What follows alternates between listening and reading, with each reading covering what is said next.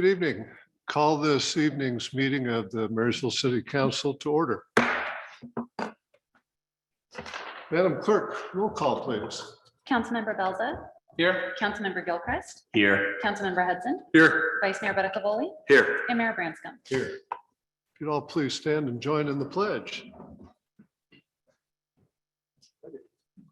Pledge allegiance to the flag of the United States of America and to the republic for which it stands, one nation, under God, indivisible, with liberty and justice for all.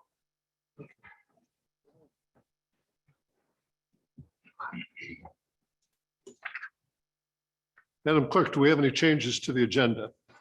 Not tonight, Mayor. Thank you. Mr. City Attorney, anything reportable from closed session? There is nothing to report. Thank you. And I understand we are going to have the pleasure of a presentation from Michelle Downing, Chief Executive Officer of the Yuba Center Food Bank.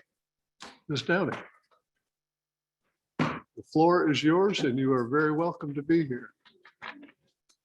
Can you hear me? All right. Good evening, Mayor Branscombe and council members. My name is Michelle Downing and I'm the CEO for the Yuba Sutter Food Bank. Thank you for this opportunity to present just a snapshot of what the food bank has been up to for the past 16 months.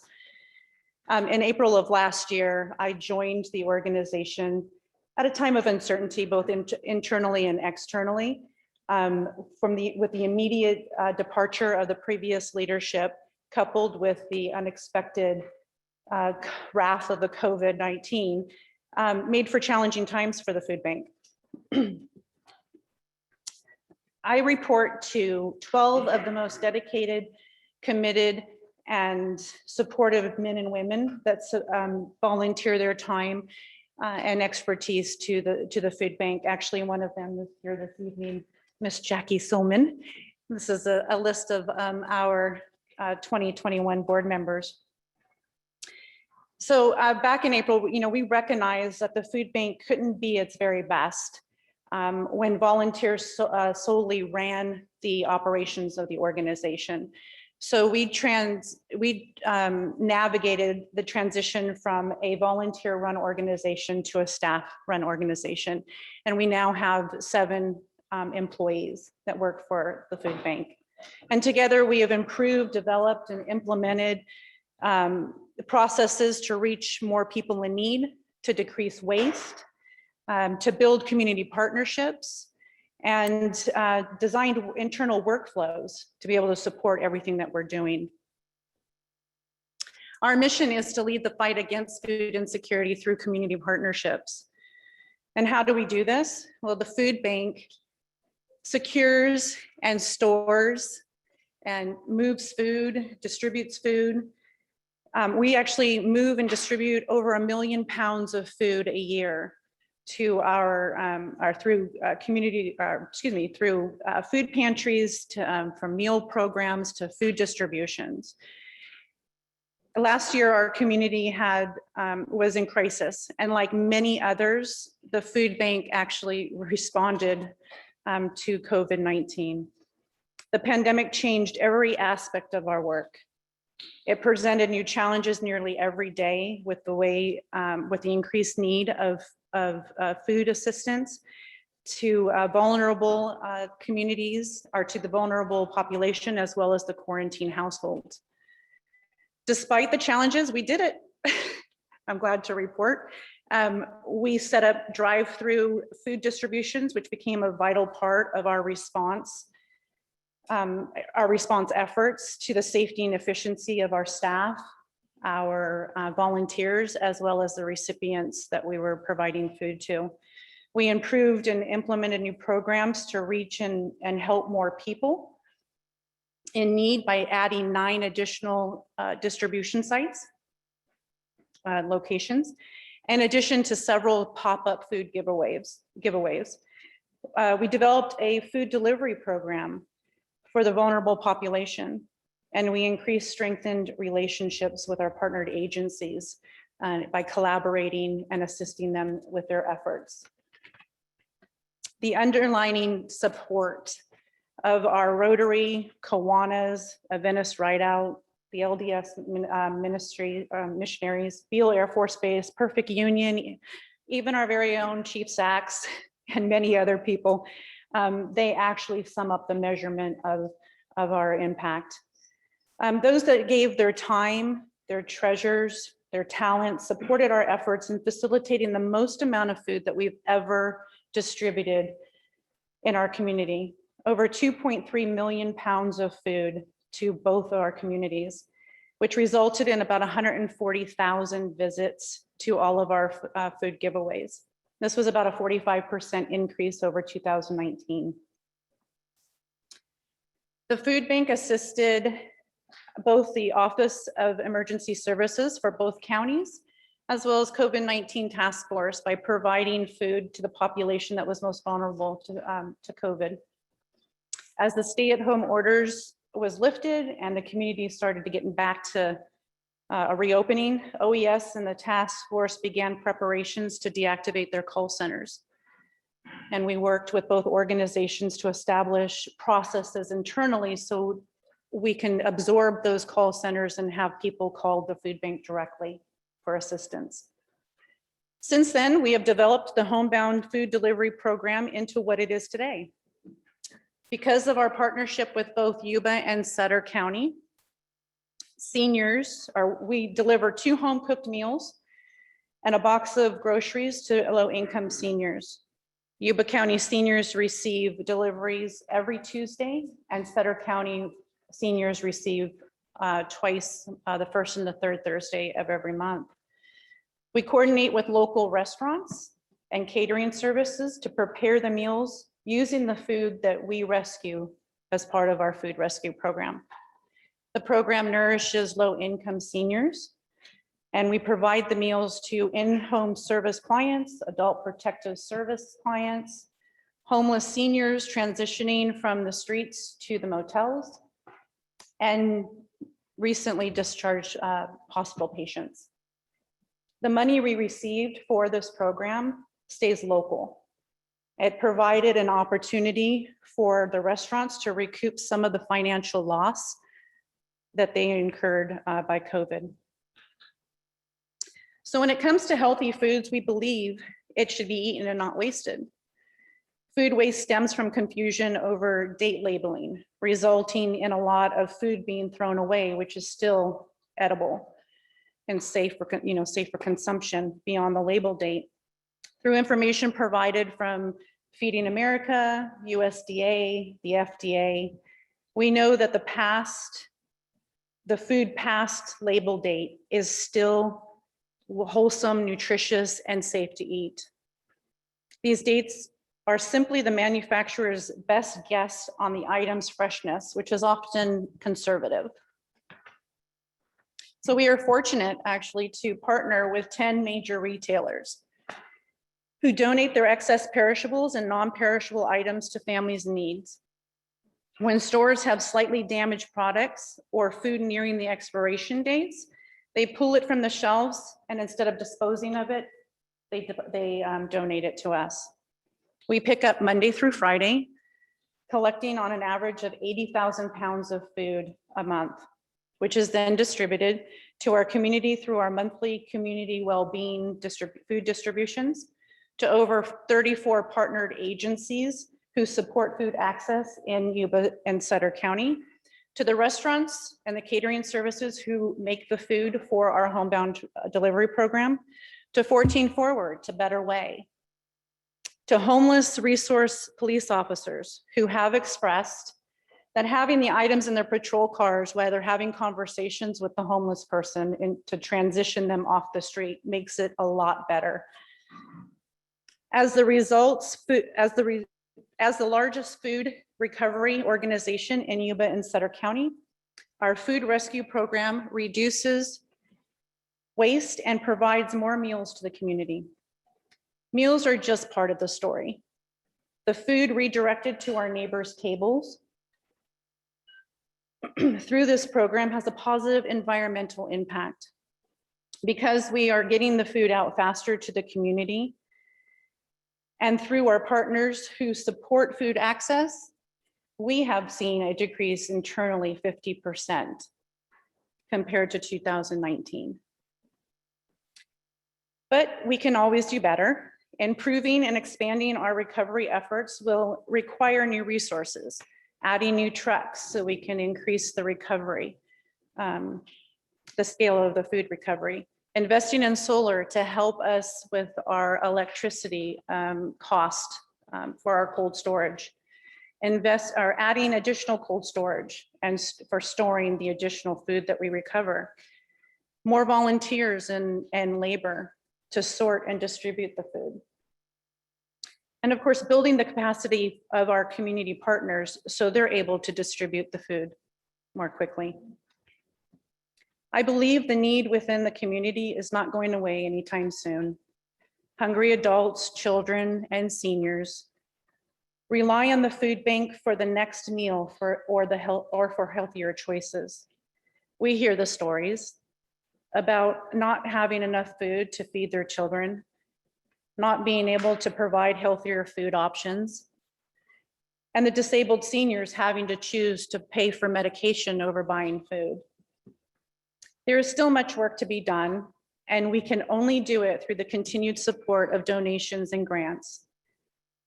I hope you guys have a better understanding of the vital role the Yuba Sutter Food Bank plays in fighting food insecurity and building resiliency in our community. And I hope to see you guys. I would love to give you a tour of our facility. Thank you for your time. Thank you. I think we did. Sorry. Not necessarily a question, but sign me up for that tour. I'd love to come over and see that facility, and thank you for giving us a Awesome, presentation. good. It's really Thank good. Great. So, no, I thank you for the presentation as well. So how old you gotta be? No, I'm kidding. How old do you have to To get food. But more importantly, how do you guys pick the people that you deem needing? Well, we don't pick them. So those that are standing in, coming to the food bank or standing in line at distributions, they Sure. obviously need food, and we're not going to turn them away. Obviously. There are different programs that we have. We are a certified agency with the state of California, with the California Department of Social Services. And so Copy. the USDA program requires an income guideline, but that's a self-certification.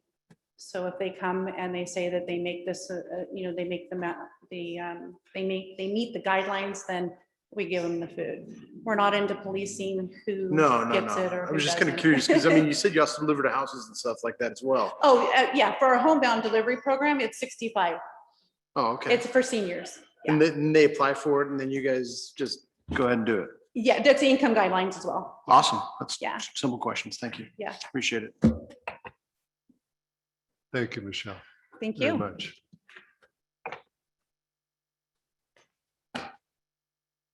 Let's see.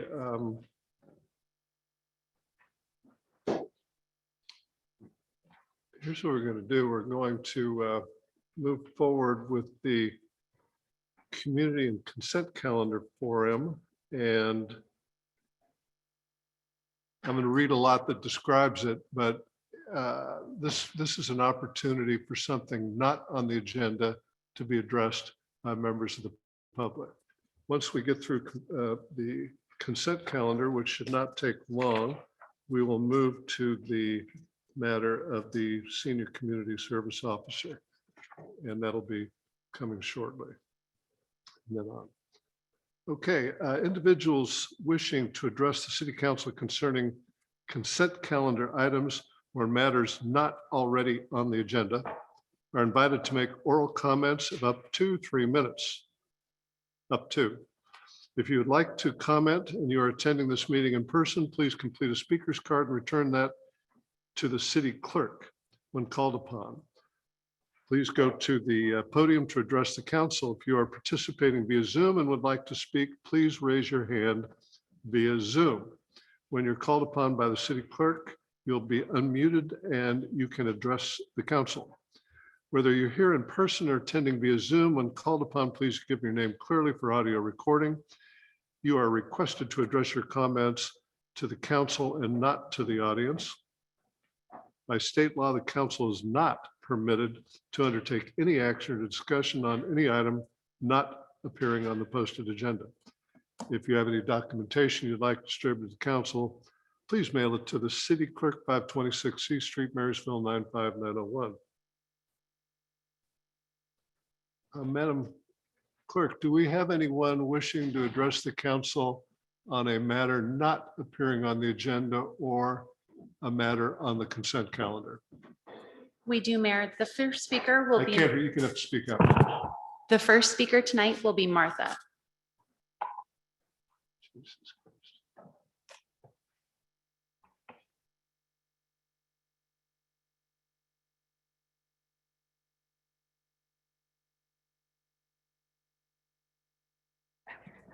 Good evening, Mayor and City Council. Thank you for this opportunity to speak. I'd also like to add my kudos to the Yuba Sutter Food Bank. When I ran the Allen Scott Center for 6 years, from 2010 to 2016, we utilized their services to buy food for our young people, for our after-school program.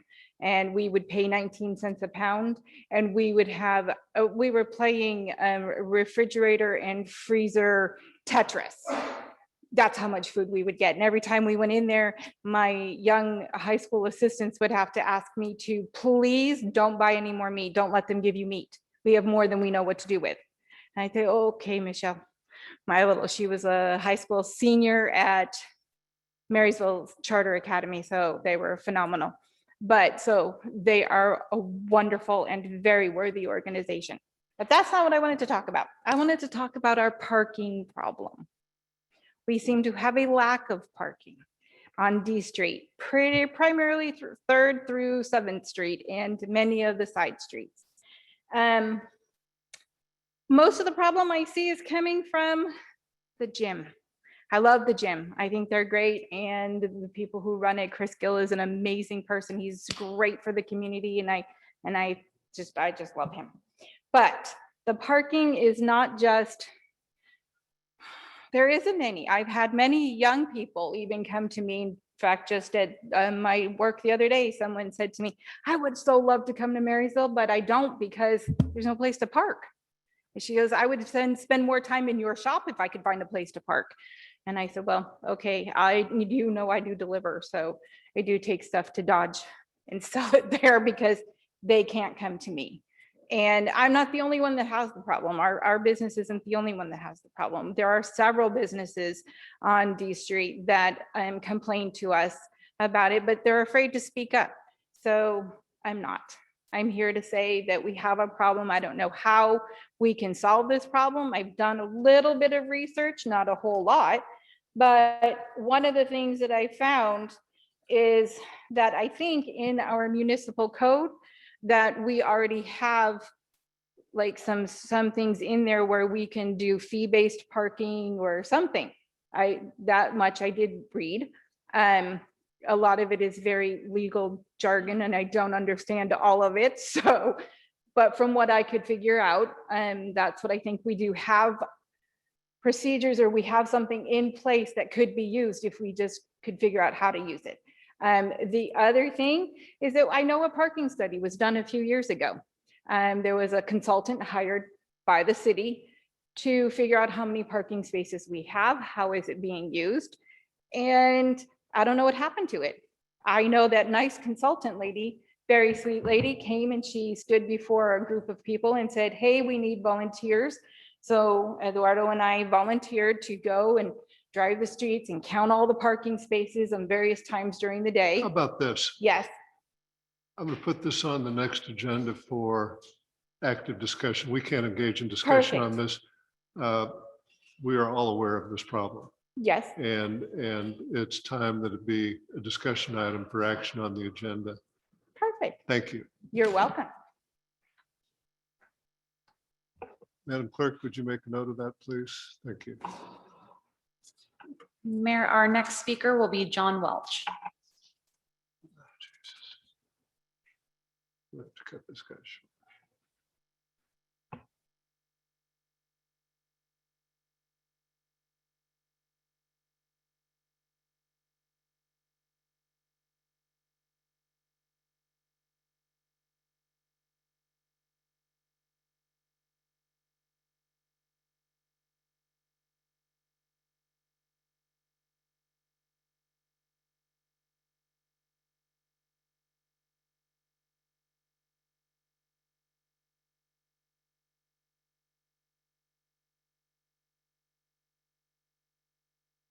It's on, okay.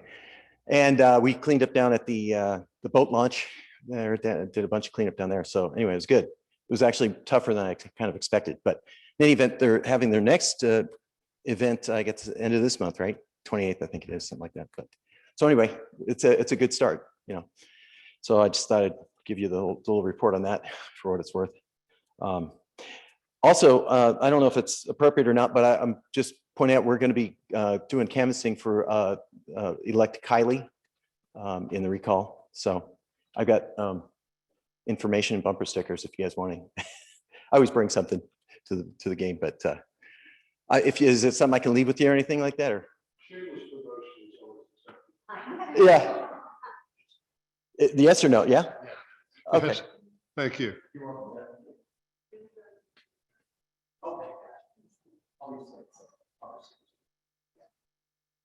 Thank you. Thanks again. Madam Clerk. Our next speaker will be Donna Wahlberg.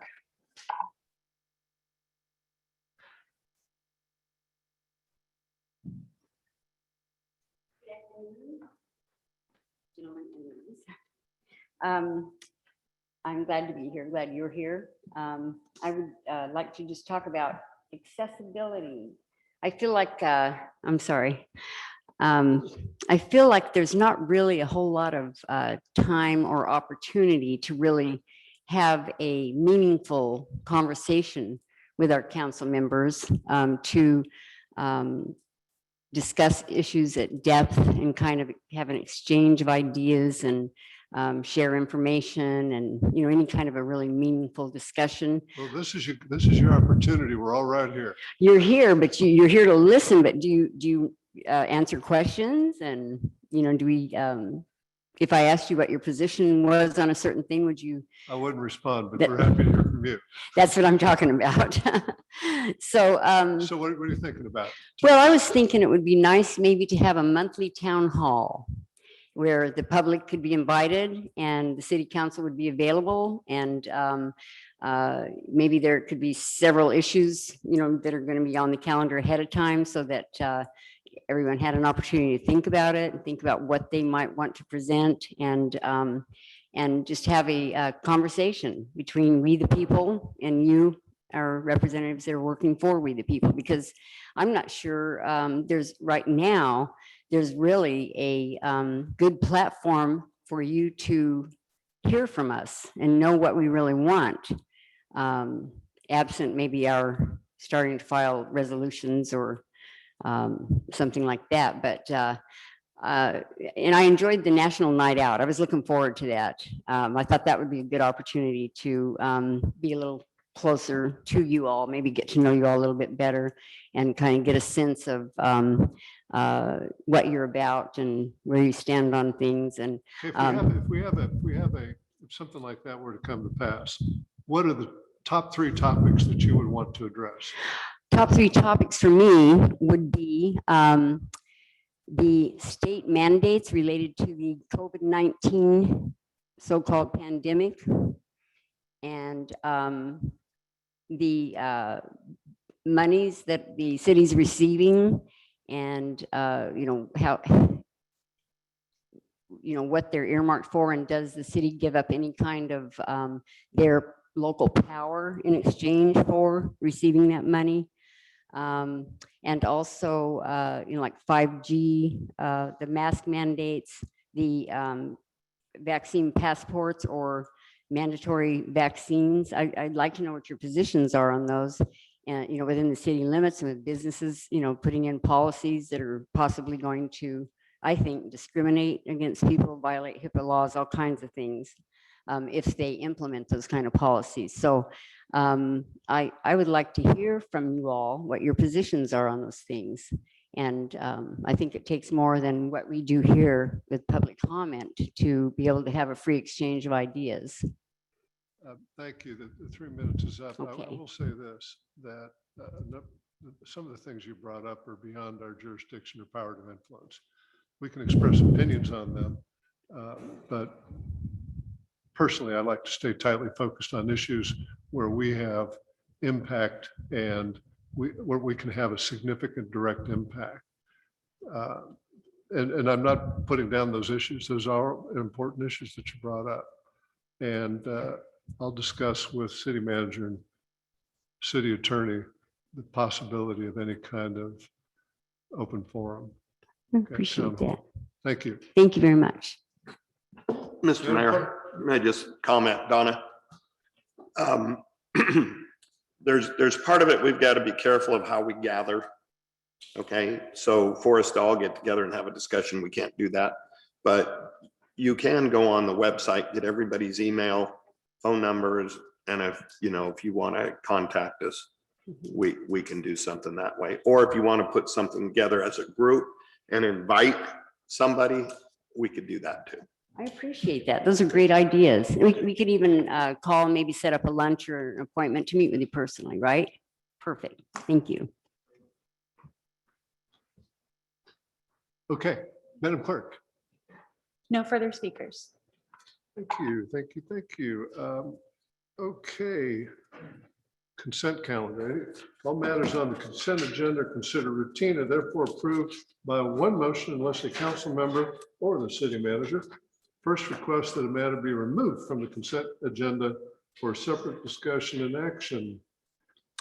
What is the will of the council? Through the chair, Sir, I'd just like to remove item number 8 just for simple discussion. I read some stuff on it, but just want to talk. okay, number 8. Anything else? Subject to removal of item 8, what is the will of the council? Do we have a motion to approve?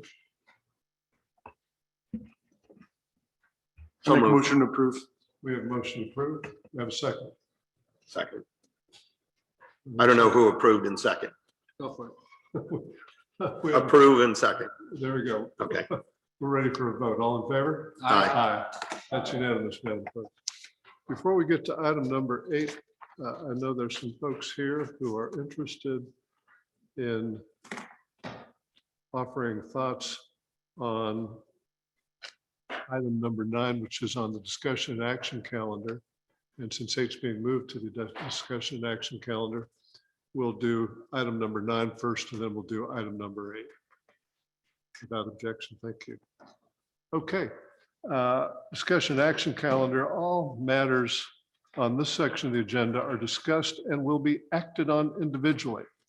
Members of the public may request to speak on any of these items for up to 3 minutes. When the mayor calls for public, that's me, calls for public comment. If you'd like to comment and you are attending this meeting in person, please complete a speaker's card and return that to the city clerk. And when called upon, please go to the podium to address the council. If you're participating via Zoom and would like to speak, please raise your hand via Zoom. When you're called on by the city clerk, you'll be unmuted and you can address the city council. Whether you're here in person or attending via Zoom, when called upon, please give your name clearly for audio recording. If you have any documentation you'd like to share with the council, send it to the city clerk at 526 C Street, Marysville 95901. Okay, item number 9 on the agenda. Update job description and salary schedule for senior community service officer. The recommendation, pass a motion to 1, authorize the approval of classification specifications for the senior community service officer position, and 2, approve amended salary schedule for senior community service officer. And I presume, Lieutenant Barber, you're going to stand in Chief Sack's place and present on this? I'll start it off, and Lieutenant Barber is here to help me with any of the technical questions. Sorry. But yes, unfortunately, Chief Sachs is ill, and so he won't be able to present this. He is much more an expert on this than I am, but I'll give it my best. So as the item states, we are recommending to convert CSO2 position to a higher level CSO, senior CSO position, and adjust the senior CSO pay range to attract more qualified candidates. Our just historically, recent history council has approved 2 CSO positions in the 21-22 fiscal year budget. One of those is filled and the other is vacant. That position allocation is consistent with previous years, certainly consistent with the 2021 budget.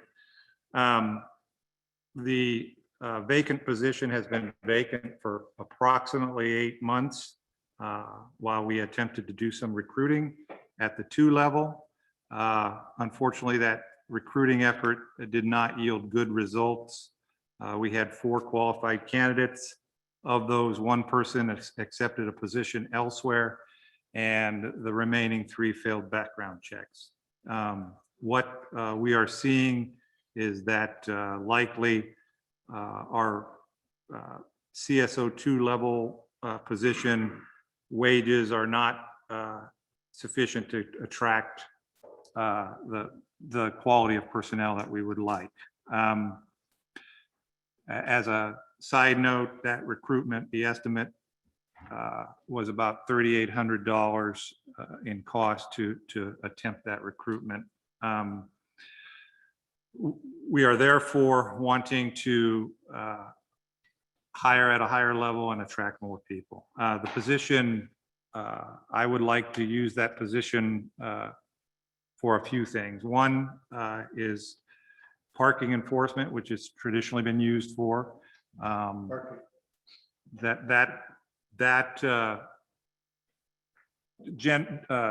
only works on parking, but does generate some revenue.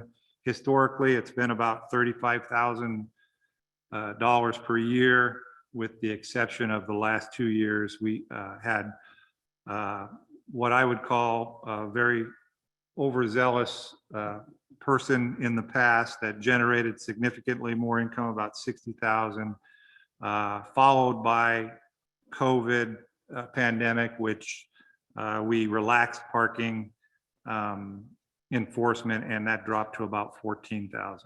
So that's one item. I would also like to see that person focus on blight and code enforcement, including abandoned vehicles. And then lastly, indirectly, I'd like to up our traffic enforcement. A CSO can't typically enforce traffic violations.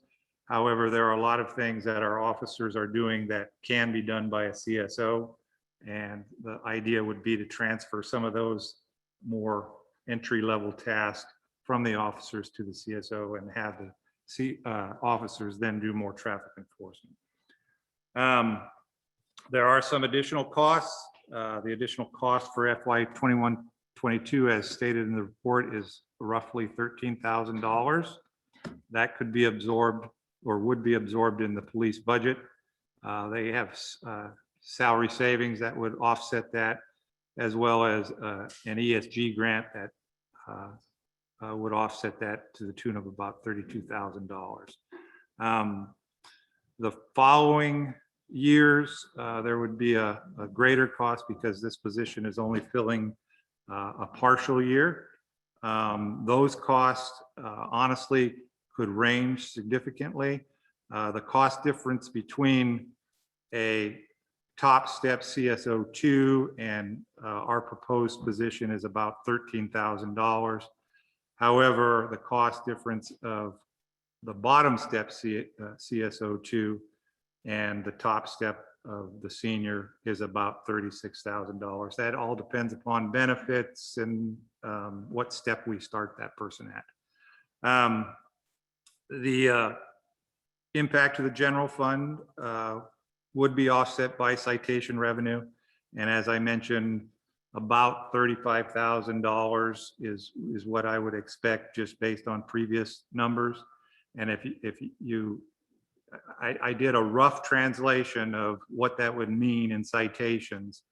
And to give just a general sense of it, if the person worked 250 days a year, issued 2.8 citations a day at an average of $50 per parking citation, that would be about $35,000. So not an unrealistic or excessive amount of citations in my mind. There would also likely be some indirect revenue generation through traffic enforcement from the officers. So if the officers can enforce more speeding and stop sign violations, that would create some revenue. That's not the goal of this, but it would offset some of the salary. The increase that's been proposed, our clerk slash personnel director has researched what the comparable salaries in similar cities is, and the proposed amount would raise that to comparable to what these other cities are making. That, I hope, gives a basic explanation of the request, and I'll open it up to questions. It's public comment now. And do we have any public comment on this topic? We do. Thank you, Mayor. The first speaker will be Michelle Barker.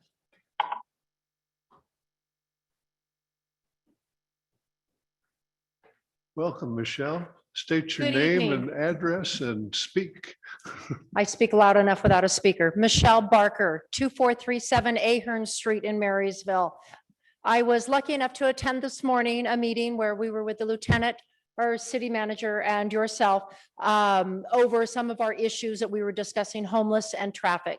And as we discussed and went on, the issue of the CSO had come up, and I understand the issue of not having the wages there to attract, and if that's what it takes to in order to attract someone to this position, because we really need the help with enforcement. I was very surprised to hear that we have 160,000 cars go through our town a day. I believe it was a lieutenant that brought that figure in. And yes, there's many violations there just in all of that pass-through traffic. My issue when I attended this morning's meeting was more on the homeless issue in Marysville, and I have dealt with that at the county level also.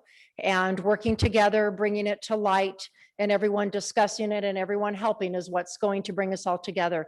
I certainly am in favor of doing, and I don't know all the particulars of the app in Yuba City, that YC311 app that you do on your phone.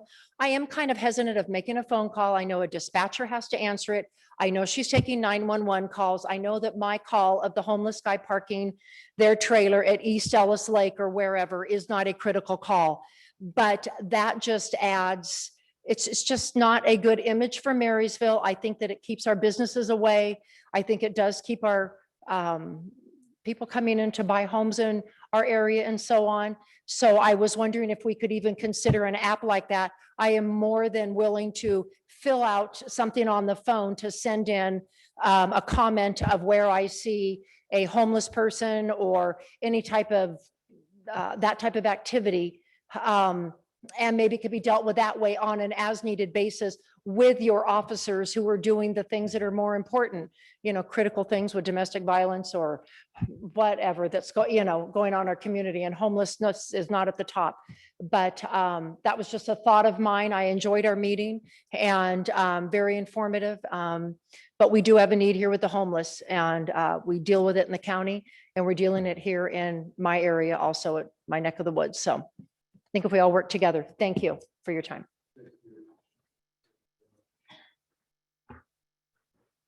Madam Clerk. Mayor, our next speaker will be Helen Perkins. Helen.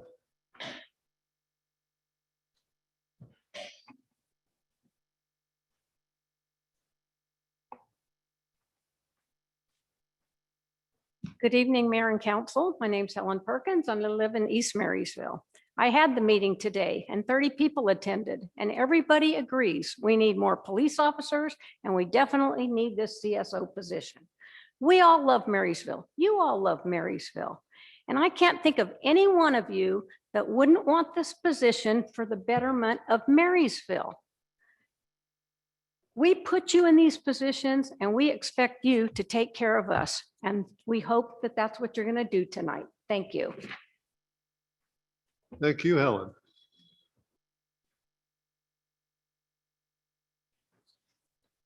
Mayor, our next speaker will be Rosemary. Rosemary Dow. Thank you. Did you have trouble with that last name? So good to see you here, Rosemary. Good evening, Mayor Branscombe and City Council members, and thank you for this opportunity. My comments are going to be very short and sweet. I just want to impress upon all of you that I believe that a community service officer position and having it filled is critical. And Mr. Shad, I want to thank you for letting us know that it was budgeted. So I think everyone knows, sitting up there, what the right thing to do is. And that's all I have to say about that. Thank you. Thank you, Rosemary. And Mayor, no further speakers tonight.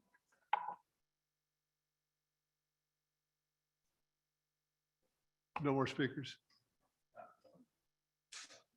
Oh, Rick Lim.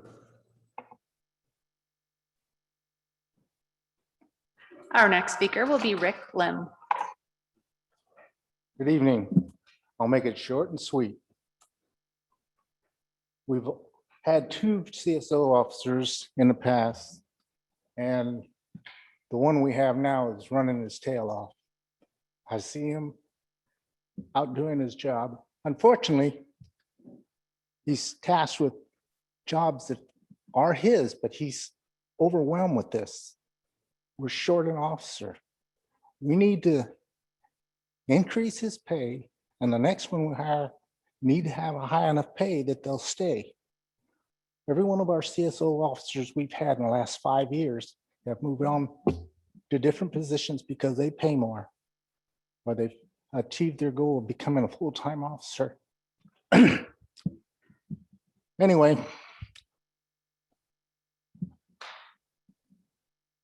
the volunteers, Marysville, have helped the CSO officer any way we can. We can do a lot of the paperwork. But in the past, the volunteers have ended up taking over positions. And we're not here to do that. We're here to help the Marysville Police Department and the city of Marysville. Think about that. The volunteers leave. I'm gonna say it's gonna load the PD down more than what it is now. Anyway, that's what I have to say. Well, bless the volunteers and thank you, Rick.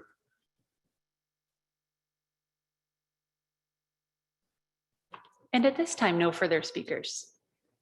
Thank you. Okay. And let's see, we'll go around the horn with the council. Councilman Belza. Well, I have a lot of different things to talk about on this topic. I don't know if we want to cover all of them. I definitely 110% agree with everybody in the need for additional enforcement and need for additional CSO position. Well, not additional, but to fill the CSO position and get them to work, right? I mean, everybody knows that more people is going to help alleviate stress, especially with sworn officers, to be able to free up sworn officers to do more of their job, right? But, you know, and it was nice to see this topic, you know, was started murmuring a couple months ago, and originally it had, this position had a lot to do with just clerical type stuff, and it's good to see that there's more intention to have more activity on the streets, right? The CSO position.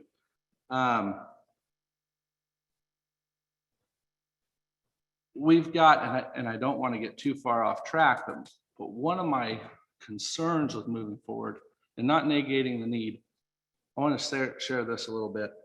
I, for the last 2 months, have probably, no exaggeration, probably spent somewhere between 15 to 20 hours total just observing transient traffic in Marysville.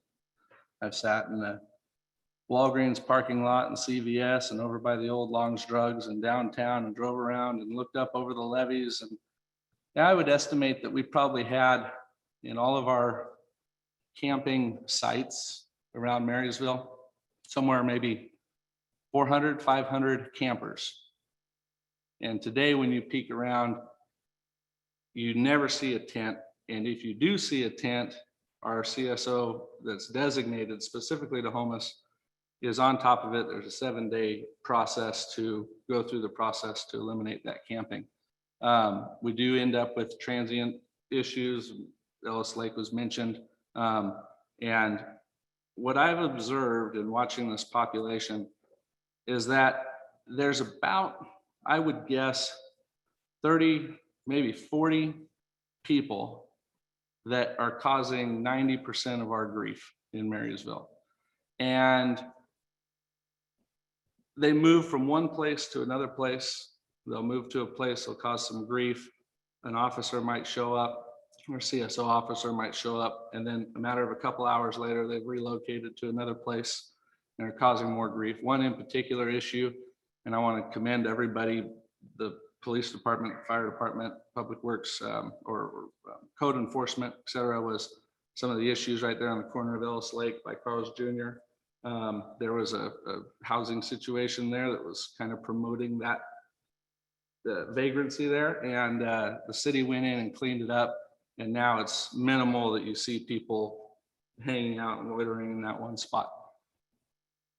The last 6 months to a year, we've made tremendous headway on this issue in Marysville. And is there still a need there? Yeah, absolutely.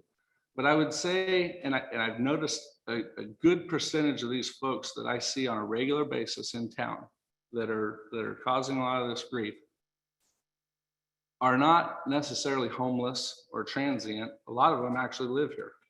They live in some of the hotels that we have in town, or they live in some different apartment complexes, and they're here, living here in our town, right?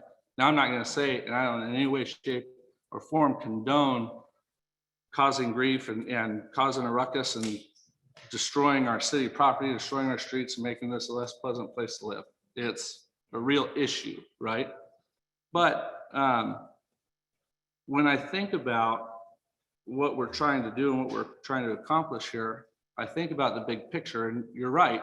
One of the speakers said that we are here to make the right decisions for the city of Marysville and provide services and do things for residents. One of the other things that we're elected to do, and one of the most important things we're elected to do, is make wise fiscal decisions for the city of Marysville.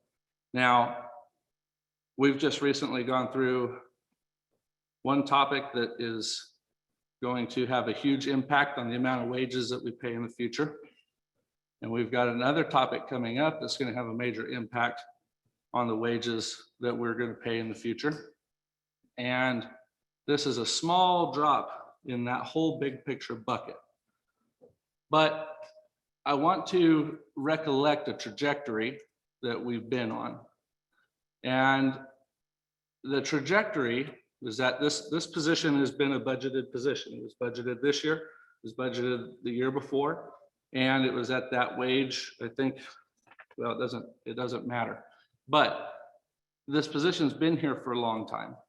And in no way, shape, or form, I don't think anybody's trying to get rid of it. It's not a newly created position. But we hired a new city manager. Jim, we're glad you're here.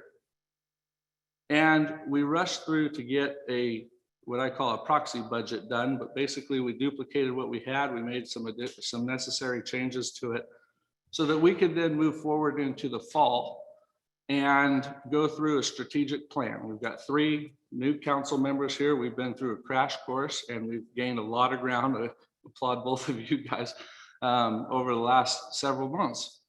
But getting past that budgeting process, our next step in this trajectory was to move into strategic planning. And that was going to address some key things. That was going to address, one,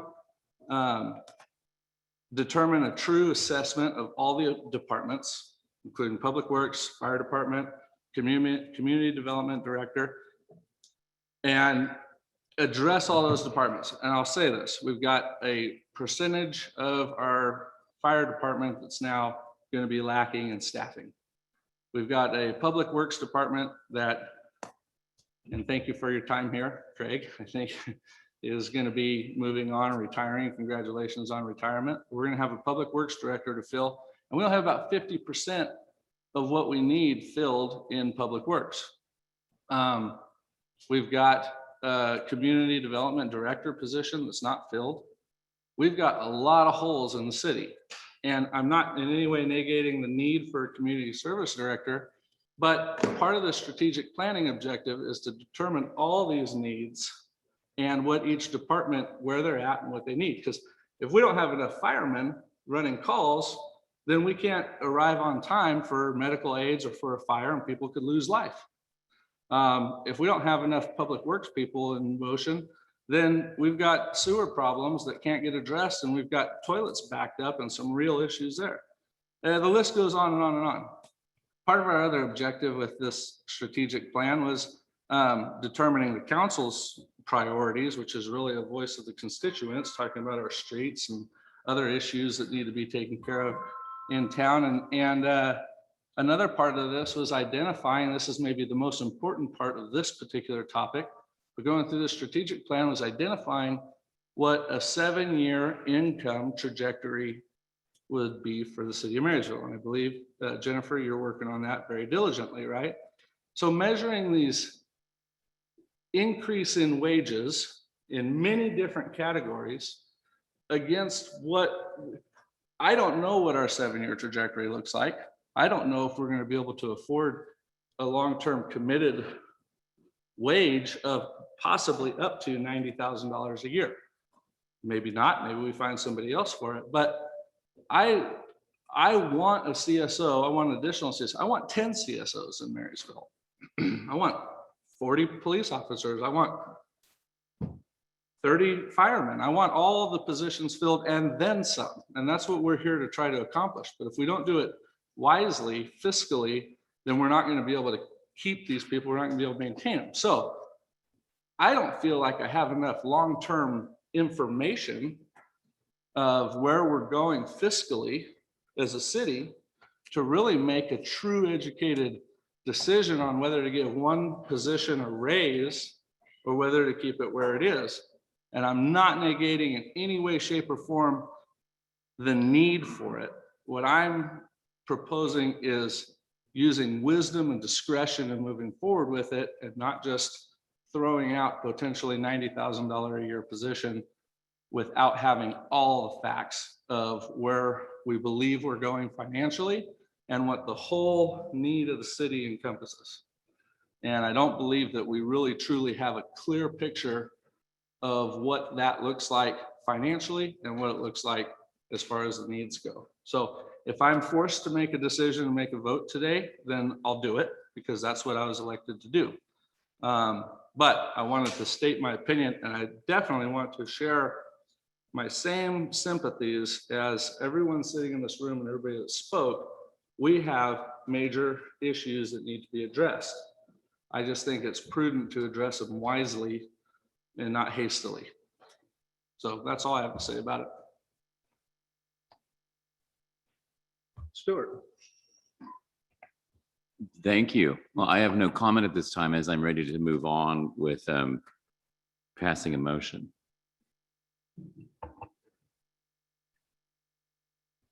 Councilman Hudson.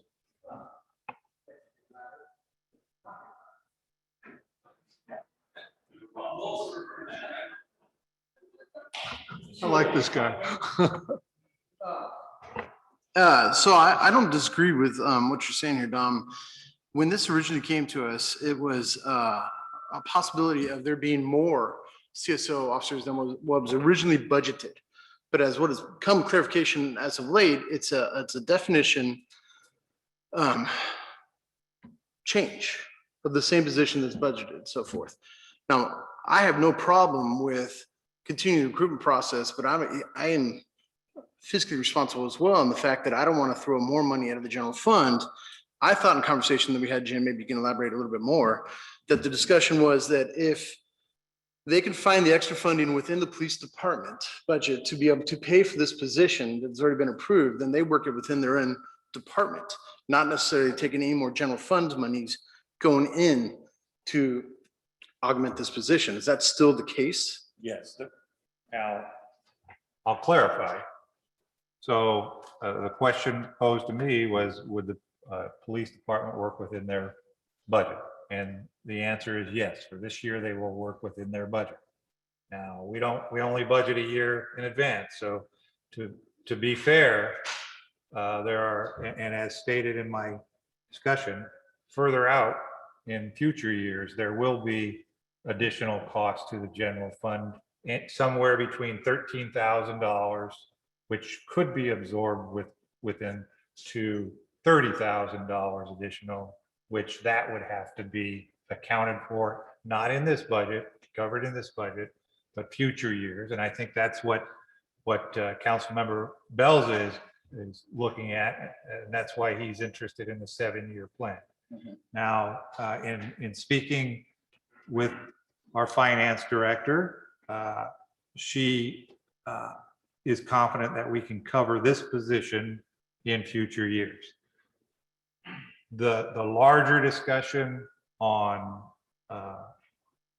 more positions and I think still needs to be had, and that 7-year analysis needs to be completed, presented to council so that some solid decisions can be made. My thought on this particular position is filling it now and getting somebody in here quickly because of the revenue it generates. It outweighs the need to ponder on it further, simply because every month we don't hire the person, there's a loss of revenue that could cover the expense. Now we could go back out and try and get another position at the current level, and I think that's one of our fundamental issues with many of our positions, but I'm not confident that we'll get a good recruitment in doing so. So we're talking that we could cover the finance of this person being hired late this fiscal budget year, but next budget year, we're not 100% sure that we're going to be able to continue to pay for that position unless we augment out of general fund. That's what I'm hearing. Well, I think that we have budgeted in the past the revenue from citations, correct? Yes, we have. So if every position was filled in a future budget year, we would have to augment a portion of it. If there is vacancy savings, then it would be absorbed into the vacancy savings. So it's kind of almost looking at the future of how we can actually fill the positions or not. And I get that now because we have vacancy savings as we speak on this particular Correct, position. because we budget every year for every position being full Sure. in the hopes that there will be, but there normally in almost every department, there is some vacancy savings given. A lot of times, most of it is offset by overtime because as we have vacancies, we have a higher overtime rate. Right. But every year, like I've looked back at, we've even been under every year slightly because we always have vacancy savings, even with the offset of OT. If we can keep the positions filled, then yes, we will have to look into the general fund further. Right. And that's my concern, is just continually dipping in the general fund for all potential needed increases in pay. You know, as we're going to have those conversations here pretty soon on other items in the same meeting we're going to have tonight and so forth. Again, I'm not against CSO. I love the idea of CSO officers becoming able to take some of the workload off of the police officers when it comes to paper writing tickets and traffic accidents and so forth. I mean, Yuba City's got a very robust program, but Yuba City's also bigger. So those being said, I have concern about hiring employees and not being able to, you know, sell enough product to keep said employees employed. That's kind of where we're at a little bit if we're going to talk about revenue generating aspects of this particular job and so forth. I mean, that's based upon a plan based a little bit upon hope for revenue generation is not necessarily a good plan, you know, but I agree the position needs to happen. I have concern with just the unfunded liability that's going to come at the end of this of hiring. That's the way I kind of see it at that point, but I do think the position needs to be filled. I'm all for it. You were talking about this year we're able to afford it, but next year, starting fiscal 21-22? 22-23. 22-23 is what you're talking about. Okay. Correct. that we'd have to have that worked out in the department directors on how much more money is going to have to come out of the general fund to keep the position afloat if they can't generate their own revenue. Correct. And that will be, that's part of the analysis in the 7 years, how every department's looking in the current salaries that we have and then projections, we'll be able to build it. So if we say we did an overall increase in this department of X amount, then we'll be able to see how much that impacts. Got it. And I just, another point of clarification, the 7-year plan that Jennifer is working on accounts for not only revenue, but expenses as well. And, you know, if we reduce expenses in the general fund, that has the same effect. I understand. And as an example, we have 2 years worth of general fund dollars allocated to a general plan at $400,000 a piece. So 2 years from now, that goes away. But something else may replace that. And so to Councilmember Bell's point, that's why we want to do the 7-year plan. And I think the 7-year plan is a phenomenal stepping stone to grow from as we move forward. I do also have concerns that we did talk about having our strategic plan here in the next few weeks or months coming up. And then that was going to be able to help us as a council decide how to be fiscally responsible for any sort of filling of the one-time funds that we got from our property sale and so forth. I'm just afraid of just continually extending out and going to negative. We have a 30% reserve right now that's going to quickly dwindle down to, I can't even give you that projection. You may be able to, but I can't give you that projection. If we just keep going down this road right now. We do have a lot of positions. And Lieutenant Barber, I mean, honestly, do you think that if we were to try and do another advertisement for a job, that it's not going to happen, period, just because we don't have this money going right now? I mean, we have one person filling position. I think, like Councilman Bells has said, I'd love to see multiple ones in there, but it costs us $3,800 to do that recruitment.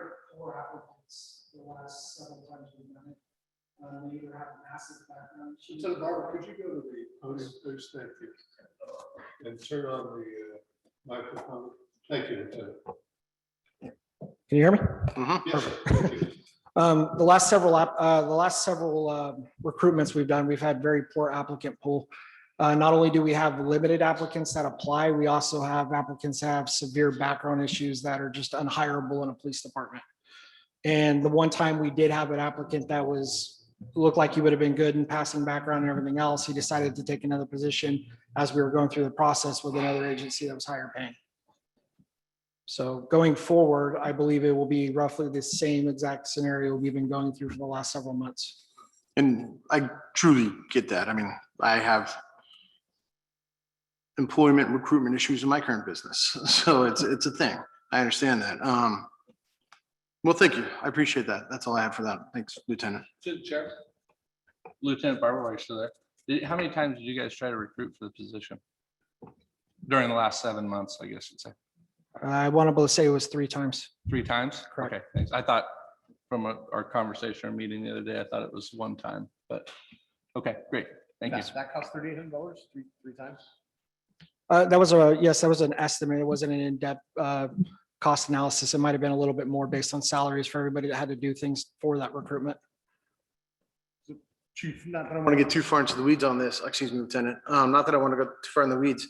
Is this position description change, which is what we're talking about, with fees? Is there overtime allotted in this or budget in this, or generally how I run my business will be different than the way you guys run your department. So how does that work out for overtime for CSOs? We generally with CSOs, we try to flex it as much as possible. If need be, there's very limited overtime that typically goes into CSOs unless we have special functions like Peach Festival and things of that nature. When they do have overtime, I believe it goes through the patrol overtime budget unless I'm wrong. So it goes to your own budget within your department, whatever GL line you have inside of there for that. Okay, thank you. I can provide a little clarification on that. The numbers that you do have in front of you do include overtime. We have a small amount this budget for every CSO of overtime. Okay. And that is included in the numbers that you currently have in there.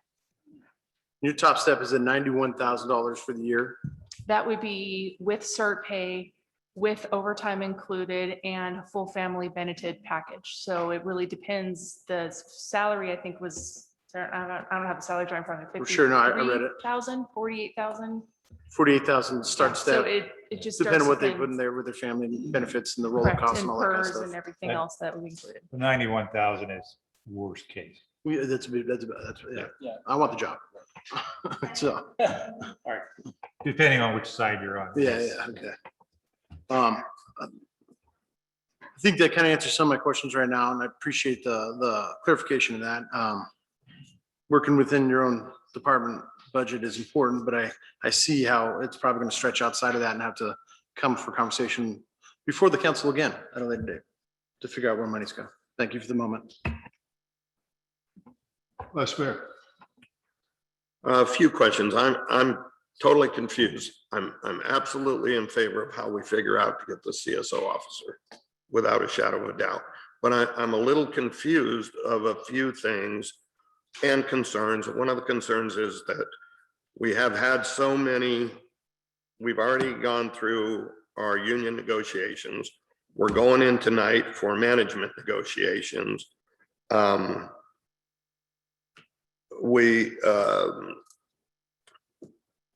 There's going to be the need, or at least you brought to us as a staff, that we need to increase the public works director and the economic director salary.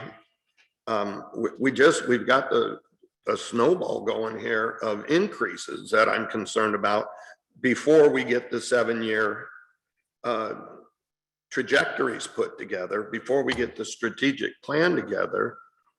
So I have big concerns there with where we're going with all this labor. It's not a matter of a few thousand here. We're talking in the neighborhood when we get done here of hundreds of thousands. So to not get off too far with the whole package, I'm confused about going to the senior CSO. And I'm confused on the salaries that we're offering. Right now, the CSO step 5 is 49,000. We're already talking in here 55,000. The senior, if I'm reading this all right, is at 68.9, so we're at 69,000.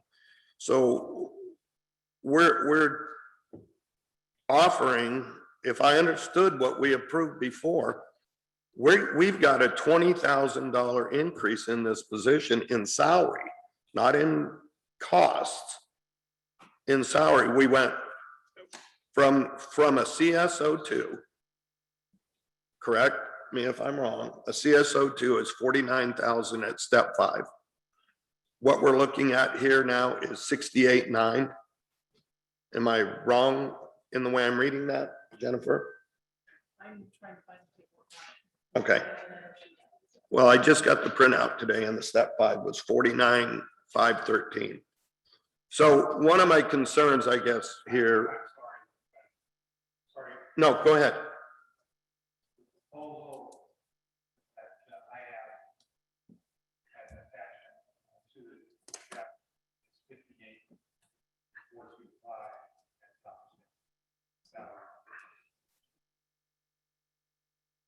So this says in here that we have a current physical, have this position budgeted at 55.6. So now we're going up 3,000. I'm trying to get to the bottom line of the numbers. The numbers are so confusing of what we're getting presented and how they're getting presented. It's hard to know. Is it 36,000? Is it 56,000? Is it 90,000? I think the challenge here is just.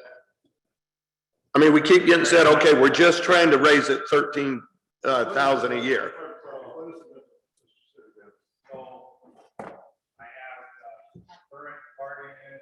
Salary schedule. Okay. As well as the proposed attachment. Okay. And Community Services Officer 2 is at 39,610 at the step 1 per year. And how's that relevant? Is that the person we have? The person we have is slightly higher than that. He is at step 2 and moving to step 3. So I'm just going to try and give you guys the range. 39,610 at the low range, 49,513 at the high range. That's 5th step. The proposal is 46,740 at the low range and 58,425 at the high range. And I have some chicken scratch on the side here. The difference in salary at the low step is 7,000 per year. The difference in salary at the high step is 9,000 per year. And that's just a matter of how the percentages work. So that's the difference in salary. When we start talking about the peripheral stuff, the benefits and stuff, that's. But not to just stop you on that, but that's all relative, no matter what we end up paying. There's a slight. Because it's going to be, the insurance is going to be the same, the I would PERS say is going to be the same. PERS is So, close, but. yeah. So really the bottom line is the salary. Yeah, so Is that what- is the salary. What we're looking at. So $7,000 to $9,000 difference, depending on what step we're talking about. So let's go back a minute again. And I know we had this discussion somewhat. Lieutenant, what's the advantage of going from the senior, from adding a second CSO two, and put them at a whatever step that we need to negotiate them, to going to a senior CSO, which is now becoming another supervisor, correct? No, sir, they're not. I can understand how the senior could kind of confuse that. Senior would basically be for experience. That's what it is, senior, because you have senior experience to the other CSOs that may be in the CSO2 position. They're not actually a supervisor. I know in the job title, it says supervision of limited non-sworn personnel, but that's more of along the lines of, if we're doing special functions, they may be supervising the cadets that are assisting or something along that nature. They're not going to actually be a day-to-day supervisor of any kind. So it's technically or actually just a matter of experience? It's a matter of experience. Okay.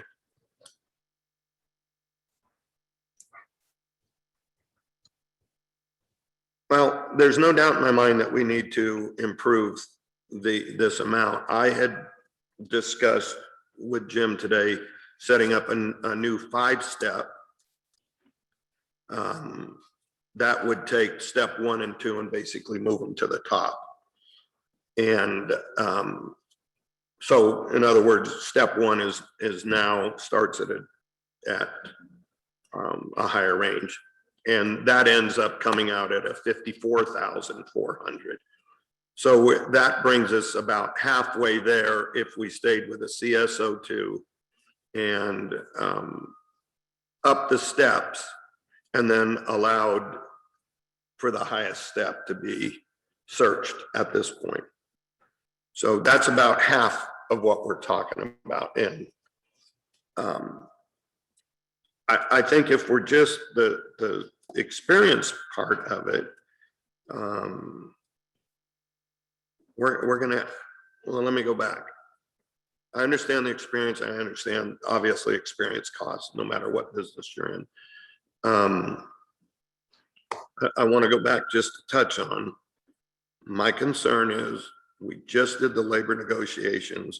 We're going into negotiations again.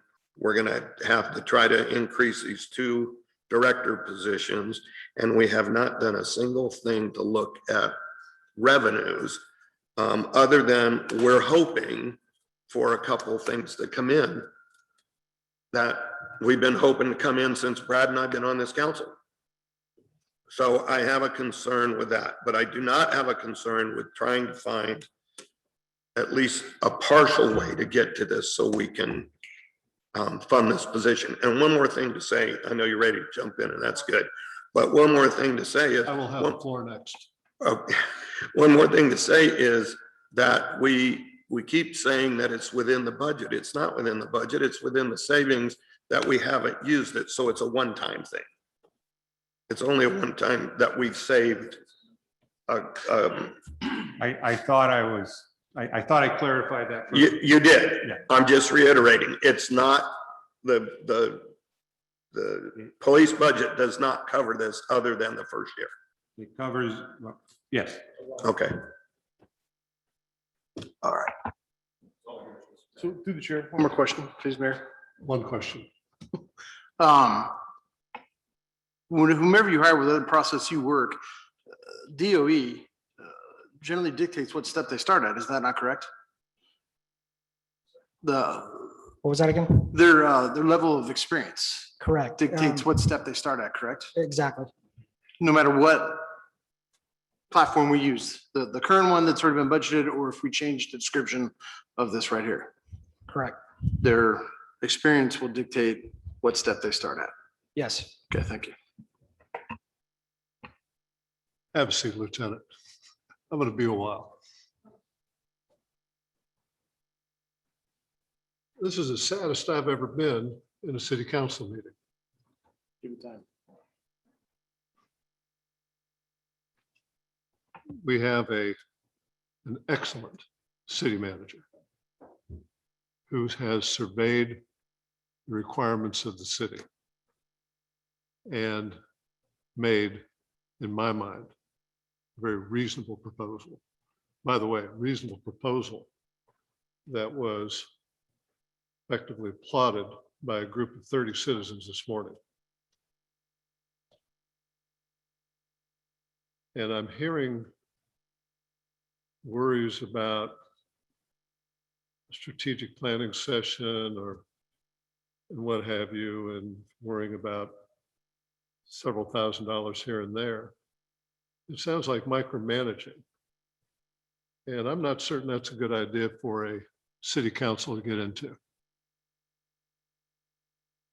I'll never forget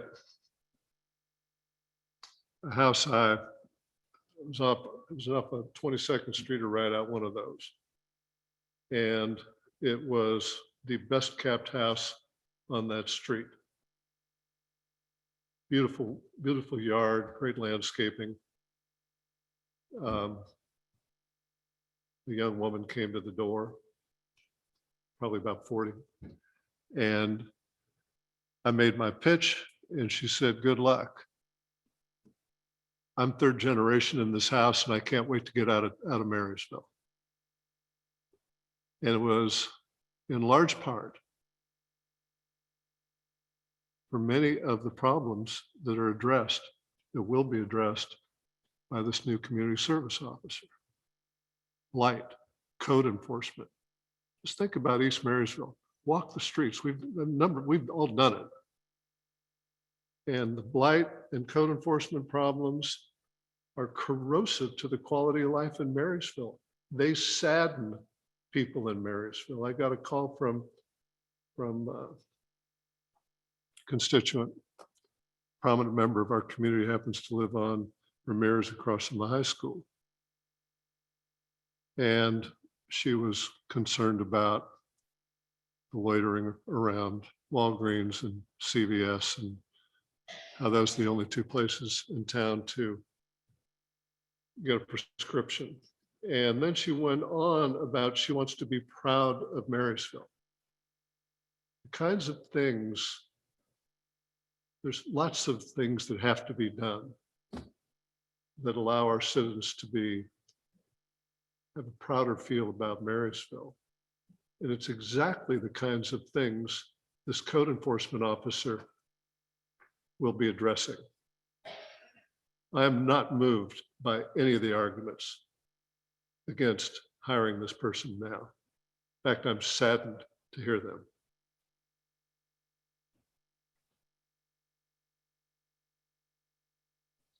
I didn't come here to micromanage, and I suggest anybody who came to the council to micromanage had the wrong conception of what the job is, particularly when we have gone to great deal of trouble and searching to find a really terrific city manager. And he makes a proposal, and the arguments against it are micromanagement. And it's not healthy. I don't think it's healthy for the council. Look, I don't have personal issues with anybody else on the council. I'm speaking to the substance of what I see going on here today. And I'm very much worried that this proposal will fail, and I hope it does not. I think it will be a sad day for the city if it does.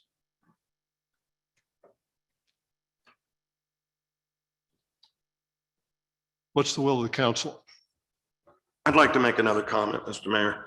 I'm a Please proceed. I'm a little put out with your statement over the fact that you're making an emotional decision and you're telling us that our job is not to look out for the city, which also means looking out for the city's budget. So I think our discussion is clean, fair. However we decide to come out on this, I believe that what we're doing is our duty. It's not micromanaging. It's looking over the entire budget, thinking forward on all the other issues that we're working on that all cost money. And again, without looking at a revenue side of it. So I don't appreciate the way that you presented that, in the sense that I'm one of those people that live in East Marysville, so I know what's over there. And I think we all want this position. I think it's a matter of just bringing it in a way that we all feel is financially the best way to go for the city of Marysville. Go ahead. I would just like to say a couple of things, some of them pertinent to the position, but some of them maybe a little farther away from that. I do believe we need to finish the strategic planning exercise. I do believe we need a 7-year plan. I do take exception to the comments that we need to see an increase in revenue before we make these types of moves. And it's not because I take exception to the comment per se, but it's that we have already seen some significant increases in revenues through the last, even in the time I've been here, we've seen increases in revenue. So not that takes away from the 7-year plan, but it certainly makes me feel more comfortable in discussing an increase for this single position. As far as our further discussion tonight, I think that's a much larger discussion.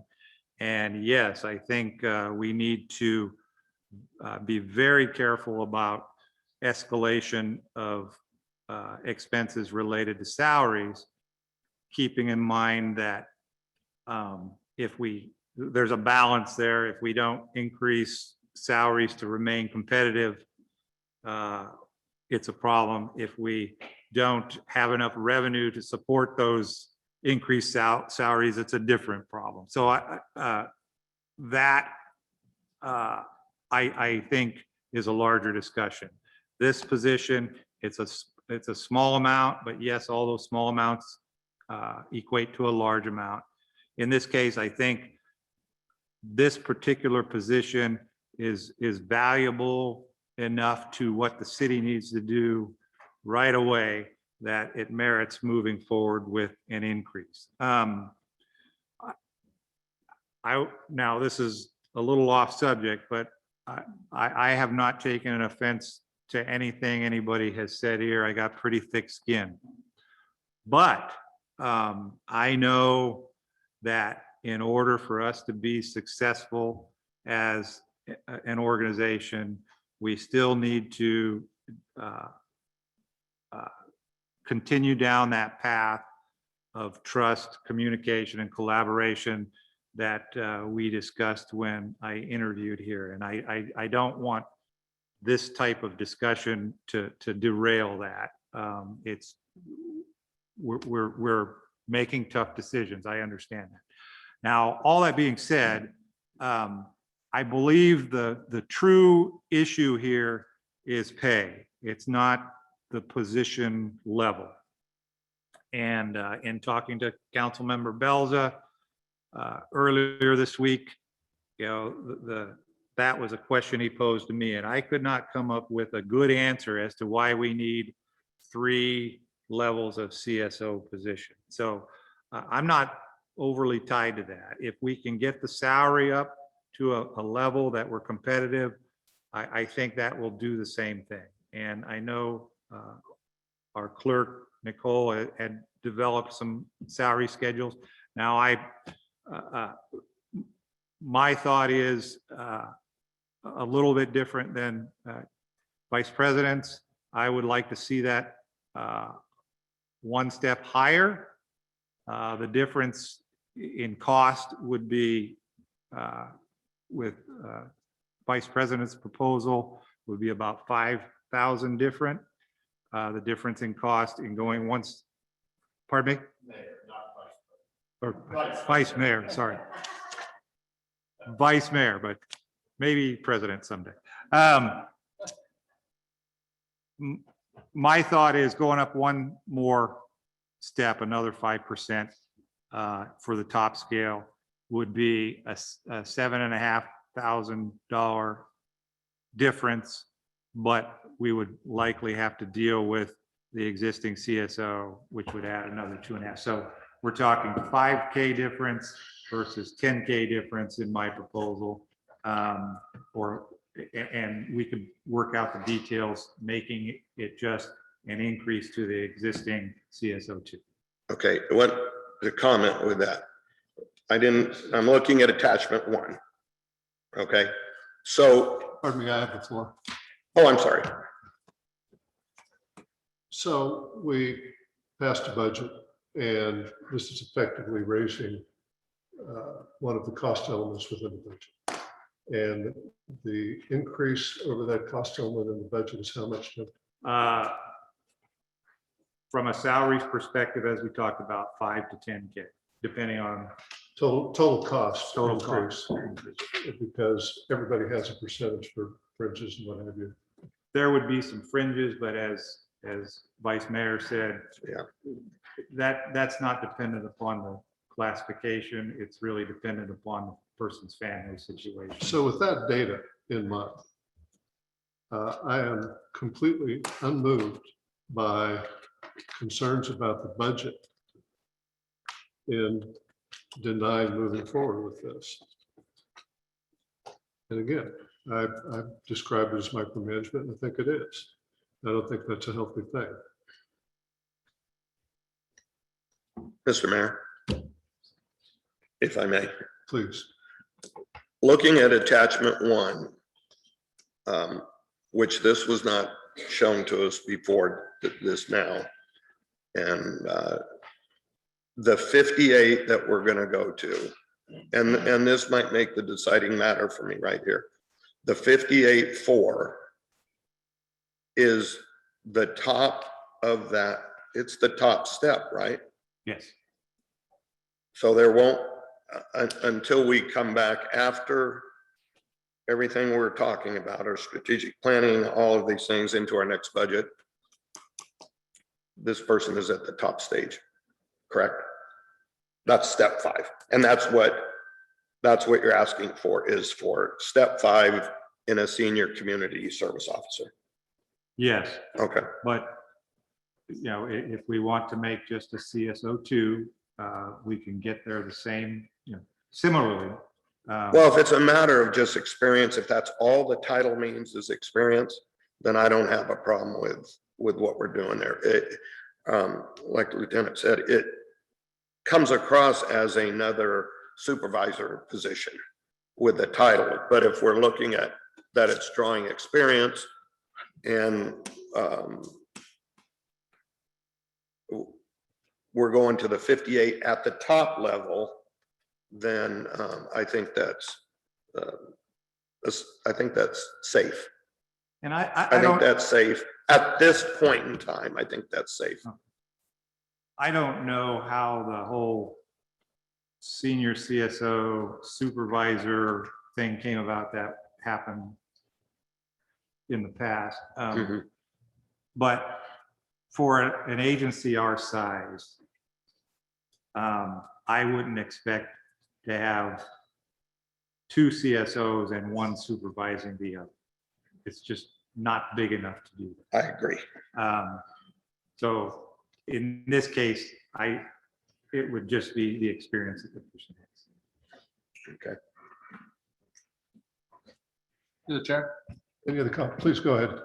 I just want to clarify on some things that I think in no personal issue at all. I just want to clarify some things on some of the comments that you made. Okay. Nobody at this dais said that they do not want to hire or fill this position. Not one person said that. In fact, on the contrary, well, apart from Mr. Gilchrist for lack of comment, everybody has been in agreement that this position, we need this position in the city of Marysville. Not just this position, we need multiple CSO positions.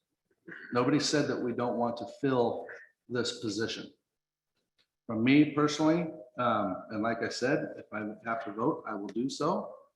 I want to do it fiscally wisely, and I don't know if a month or 2 months after going through the strategic plan process is the end of the world for this position.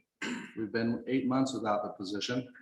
I had the same position on strategic planning when we were in the process of hiring a city manager. We had an interim city manager that wanted to do a strategic plan and spend a lot of money to go after and build a strategic plan before we had a permanent city manager.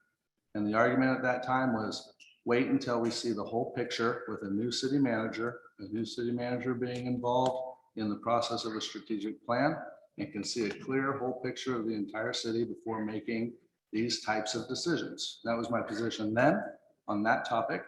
And if I have to vote tonight, I will. I am in 110% agreement that we need a CSO position in this town.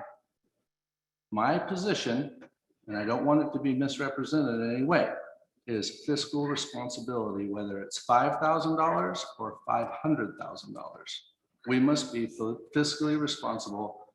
We've been doing a good job in this city getting out of fiscal detriment.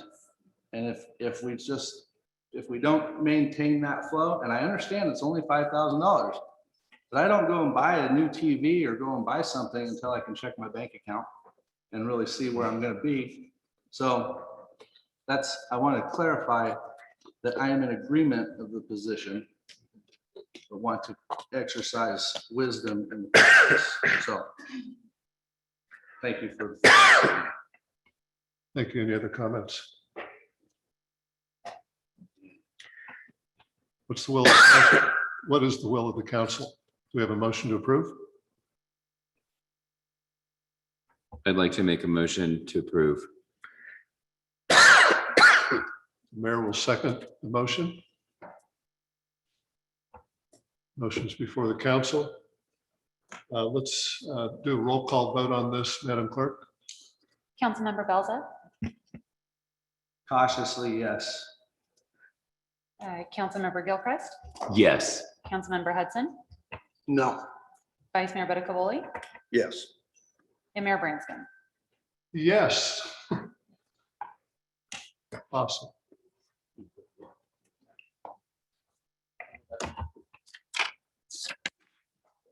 Thank you. Thank you.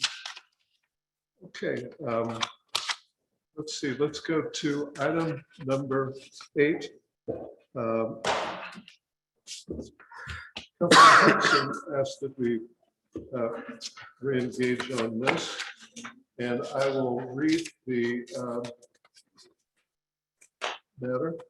City-owned/leased equipment policy recommendation: pass a motion to adopt the city-owned leased equipment acquisition, assignment, maintenance, and usage policy. And Mr. Shad, will you make some sense of that? Sure. As many of you know, my background has taken me through the fleet management arena, and this item is really to start establishing a policy for our management of our fleet. I'll be honest with you, I guess I should turn this on. I'll be honest with you, some of this was plagiarized from my last job, but I wrote it in my last job too, so I don't know if that really counts. It is also an effort to overall put policies in place, and we will be seeing additional policies as we move forward. Perfect. In this case, it really, a lot of what we're doing here is documenting essentially what we already do. There are some things that we could do better, and kudos to our fire chief for helping with getting this in order. But it's pretty standard run-of-the-mill fleet management stuff. So I know Council Member Hudson has some questions he would like to ask, and I'll be happy to try and answer those. No, it's quite all right. I'm just gonna micromanage here a little bit. So basically, there you go. It's all good. Let's see, staff presents, ask for public comment. Is there any public comment on this matter, Madam Clerk? I just have to confirm with Kelly Rich Creek. I believe she may have had a comment about the last item. So one Well, moment. that item is passed, so we will pass on that. I just need to confirm that she didn't have something also for this particular item.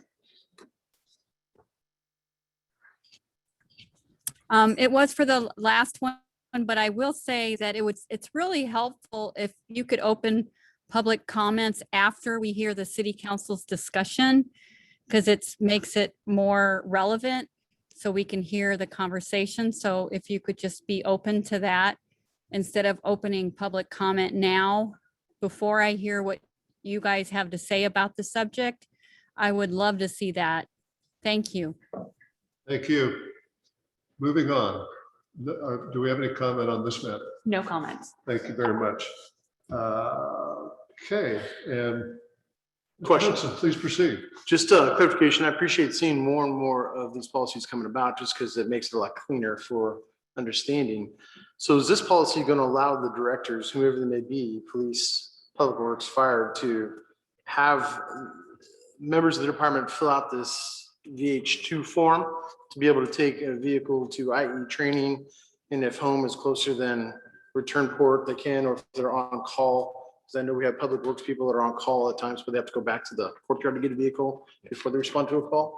So this is designed to clean that up. This allows the directors to submit a justification to the city manager, and the city manager has ultimate approval on whether the vehicle is taken. So it goes back to you, through the directors, back to you for final say. And part of this is to address our public works group. We have a couple of individuals that respond to issues Right. around the city, and we would like them to be able to take the vehicle home. It's just more efficient.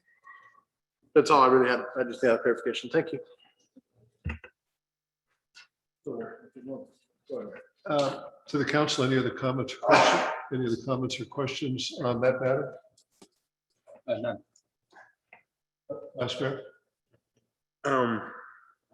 I guess I'm just a little bit confused on the home storage.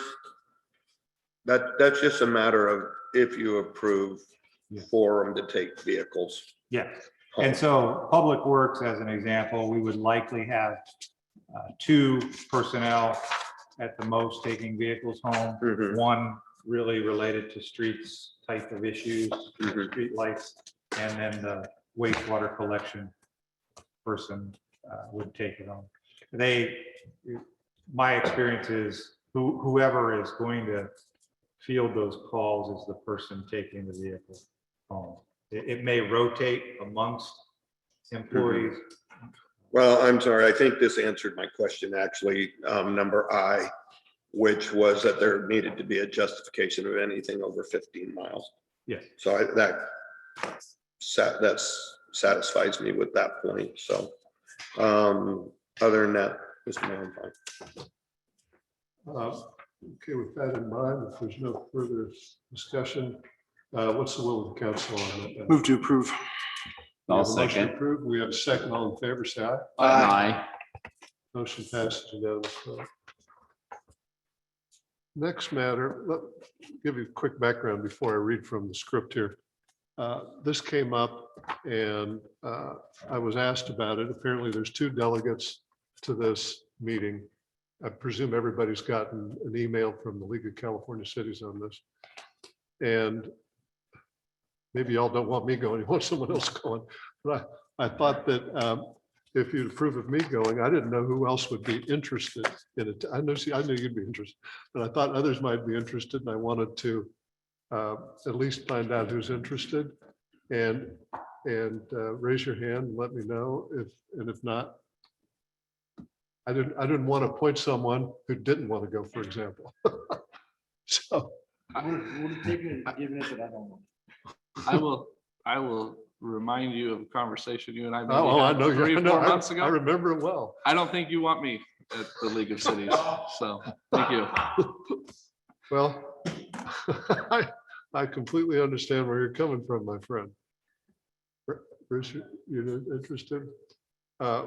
Okay, then we will move to the formal portion of this. Item number 10, League of California Cities voting delegates for the 2021 annual conference recommendation. Pass a motion appointing Mayor Chris Branscombe as the voting delegate and a council member that the mayor shall name as an alternate voting delegate. I'll name him now. Stuart Gilchrist for the 2021 League of California Cities annual conference. Jim Shad, did you want to present on that, or have I said enough? You've said. I've said enough. plenty. Okay, do we have any public comment? No comments. Shockingly, no. What's the will of the council? So move. Second. Move second, all in favor? Aye. Done. Okay. Oh my goodness, this is not a public hearing, this item number 11, is it? It is a public hearing. Just a minute. Oh, yes, public hearing, it's on the prior page.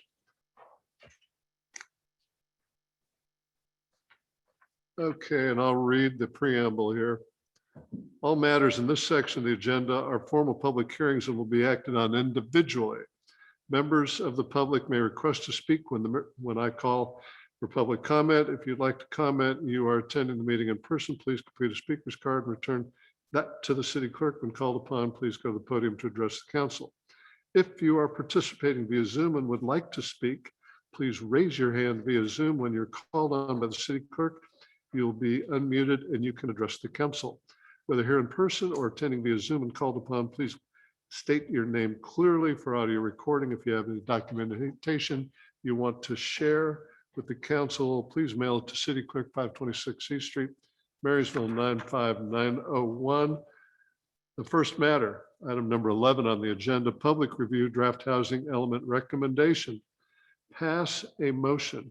1, to hold a public hearing to review and consider an addendum to the housing element negative declaration. 2, adopt resolution 2021, an appropriately numbered resolution.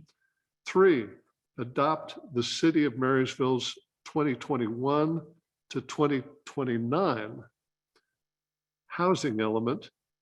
And 4, provide staff authorization to submit the document to the State Housing and Community Development Department for the 90-day certification process. And I read all that and I've tried to wade my way through the documentation behind item number 11. And Kathy, I'm glad you're here. I should proceed with Kathy. Yes. Please. Kathy, please introduce yourself and enlighten us.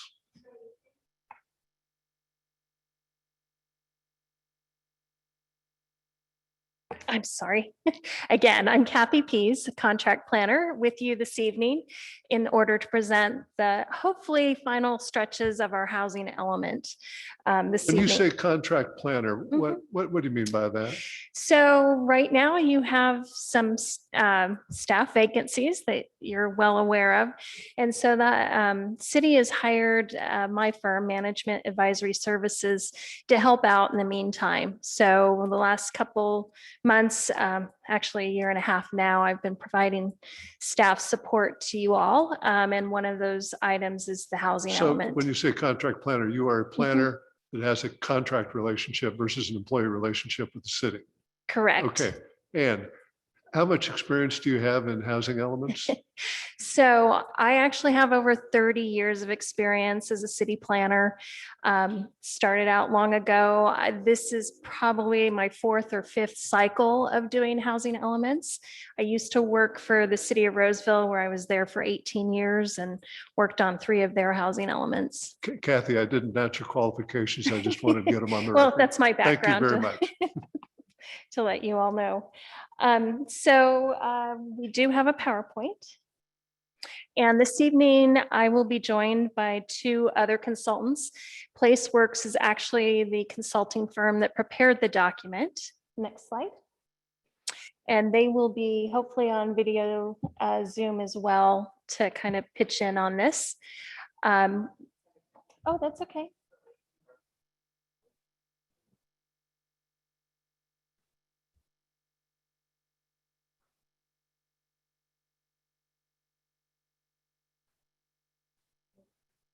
It's Nicole West as well.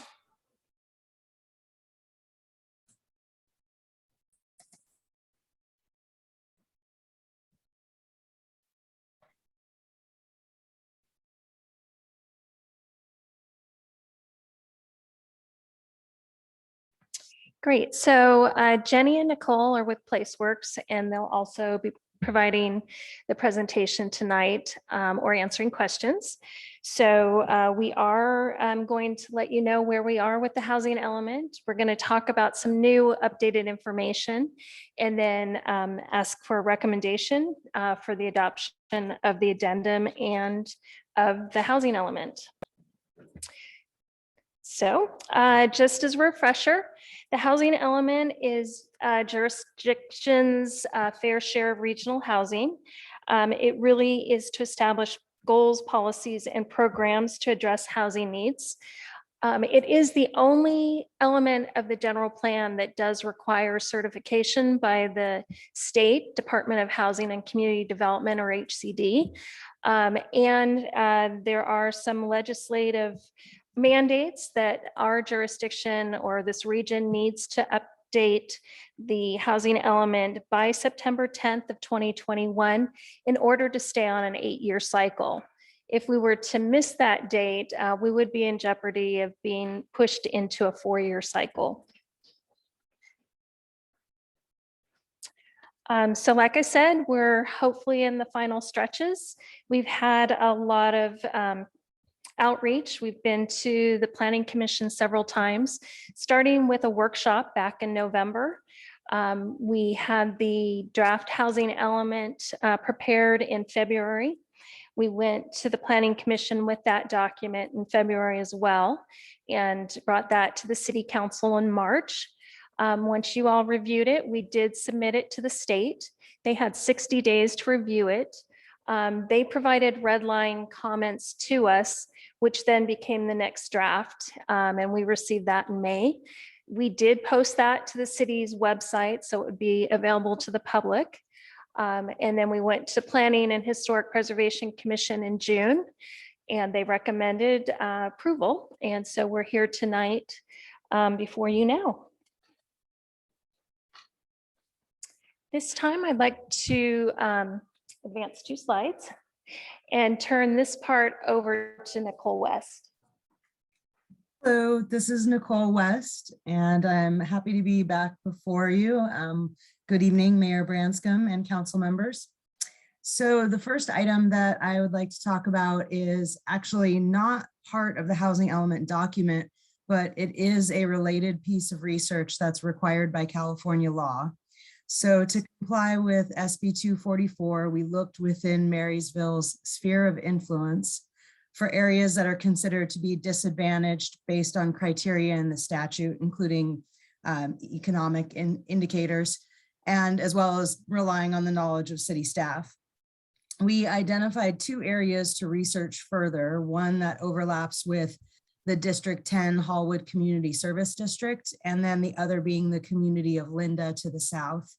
For both of these areas, we researched the adequacy of the 4 categories of services that you see up there on the 3rd bullet. And we found that out of these 4 categories, all of them were adequately served, except there are some local flooding issues to be aware of in both these communities. And so we added these results to a memo, and that memo is in your agenda packet along with a list of potential funding sources that could address these services. Please go to the next slide. So I'm going to talk for the next couple slides about some of the comments that the HCD reviewers had about the public review draft. Since last time we came before you, we were looking at the public review draft, and this is what happened afterwards. So the HCD reviewers wanted the city to capitalize on the momentum of recent successes like the projects and plans and programs that you see here on the screen, and then continue these ongoing efforts. And happy to say that the city was awarded the grant to complete the green zone specific plan. So that's going to provide a really good opportunity for furthering the city's housing goals. Next slide. Some of the other edits requested by the reviewers related to the idea of continuing and strengthening collaborations to continue to address the housing needs of special needs groups. And those include seniors, persons with disabilities, farm workers, female-headed single-parent households, homeless individuals, and people with extremely low incomes. And there are many programs in the housing element that pertain to collaborating with other groups that are already working to provide housing and to help defray the cost of living for the city's most vulnerable populations, or they provide services such as landlord-tenant mediation. And some of the programs also describe ways that the city can incentivize housing development, for example, by offering density bonuses. Next slide, please. Pardon me, on that slide, could you go back to that slide? Yes. So provide assistance to housing developers preparing application for state and federal programs. My understanding of that is that most of those state and federal programs result in tax exempt developments. Is that true? There's a variety of different types of assistance and assistance programs. I know one of your recent projects that was approved used low-income housing tax credits. Yeah, and by virtue of that, the classification it was in, that property will produce 0 property tax revenue to the city while requiring the services of fire, police, and other city services. Is that correct? That is correct, but also bringing in new housing will provide residents that can shop and I understand, but I'm trying yeah. to I'm trying to understand. This is under the Yeah, heading, I think under continue and strengthen collaborations. And you know, if we overrun the city, we've got the county occupying a huge portion of the city, and we've got a huge number of tax exempts populating the city. We can't afford anymore. This also would go That's towards, just my yeah, opinion.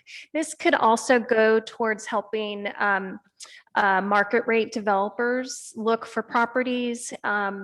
The green zone that was touched upon, one of the things that hopefully we'll look at is streamlining development so it does attract reinvestment and market rate housing and other things like that. So this is a broad category that could go towards that, not just affordable housing. Well, this is just my opinion. Anybody else can jump in on it. I don't want to strengthen collaborations if it makes Marysville less financially sound, because it takes property paying taxes off the rolls and adds a draw on services without any compensation back to the city. That's a good point. I think this is a good thing to also add to this to kind of keep in mind. This is a high level policy document. Any of the things that are suggested in here are policy up high. How the city going forward in the next Could year. you just as easily drop the words for state and federal programs? How about provide assistance to housing developers preparing applications to do something instead of for state and federal programs? Can I jump in here? This is Jennifer Gascon with PlaceWorks. Just to provide a little bit of clarification, this is a if and when, and it's not a financial commitment. What it's saying here is if a housing developer is applying for a state and federal funding for a project to rehab or to do anything, that the city could provide a letter of support potentially. So this isn't a funding. It's just that if someone came in and said, hey, can you write a letter to support this project? You could have that option to do that. So this isn't a financial commitment to the city by any means. Well, I'm unmoved by that clarification, but you may proceed.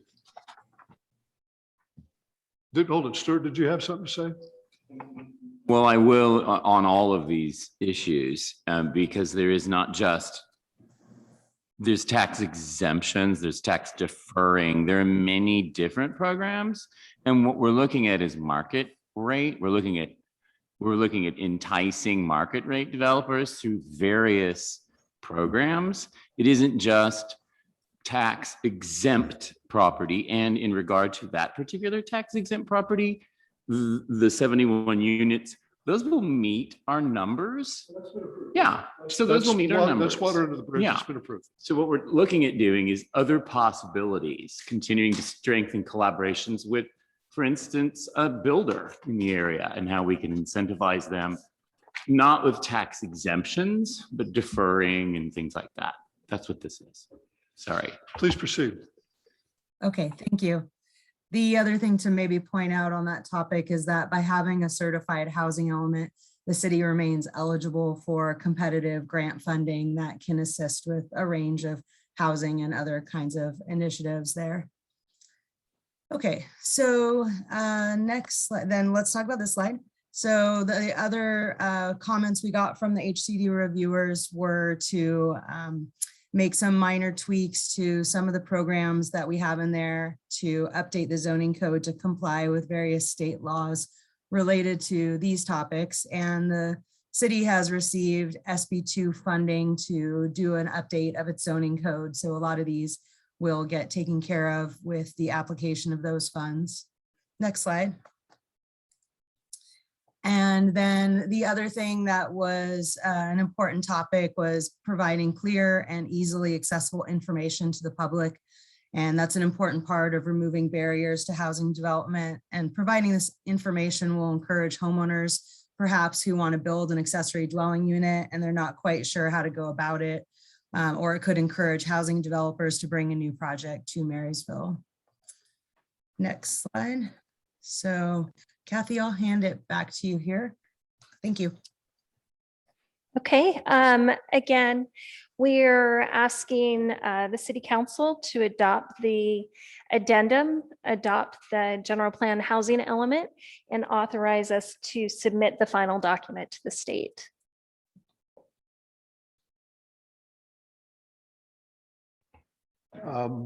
Let's see, I want to go through this and make sure, let's see. It would be time for public comment after the presentation, after the presenter. Do we have any public comment on this matter, Madam Clerk? We do not. Thank you. I'll go to the council. Councilman Belza. No comment. Thank you for the presentation. Thank you. Councilman Gilchrist. No, He has comment. no comment. Thank you for an excellent presentation. Thank you. Yeah. Councilman Hudson. No, but thanks for all you guys' work on this project for the past year plus. And I look forward to moving forward with this. Thank you. Thank you so much. That's Roberta Cavalli. No comments. Thank you. Thank you. And I'd like to go back. I've made sure I wasn't missing anything. And again, there's pressure on the city. We are walled in. Mhm. We can't grow out like Yuba City and embrace additional property tax revenue and commercial development and what have you. And so, and I know y'all do good work, and please don't take offense by this, but the only comment about providing assistance to developers is for state and federal programs. That kind of caught me the wrong way. So I'll just share that and leave it at that, because I know that this is essential work. I know that city management has been deeply involved in it. And actually, Jim, I'd like for you to make any comments you think appropriate. I spent quite a bit of time going through the document, and to probably our consultant's wits ends questioned a lot of the HCD comments. In the end, I think we came up with a workable plan for us as well as the state. As Kathy has said, whom I trust completely with this, it's a high-level policy document. It doesn't, as it's written, I don't think it ties us or binds us in to anything that would cause us issues with developing or development or implementing our general and specific plans in a manner that suits Marysville. Thank you. Thank you. Will of the council. Make a move to approve. We have a motion to approve. Do we have a second? Second. We have a motion and a second. All in favor? Aye. Thank you very much, Kathy. And Thank you. to your colleagues. Thank you. Thank you very much.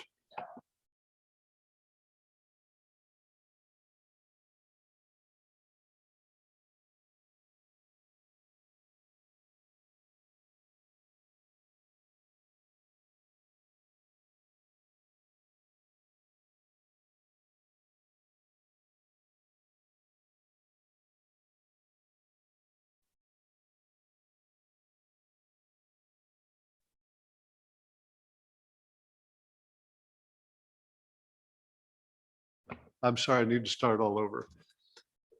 Vehicle tow service franchise agreements for 2021, 23. I understand there's a lot of vendors in that area.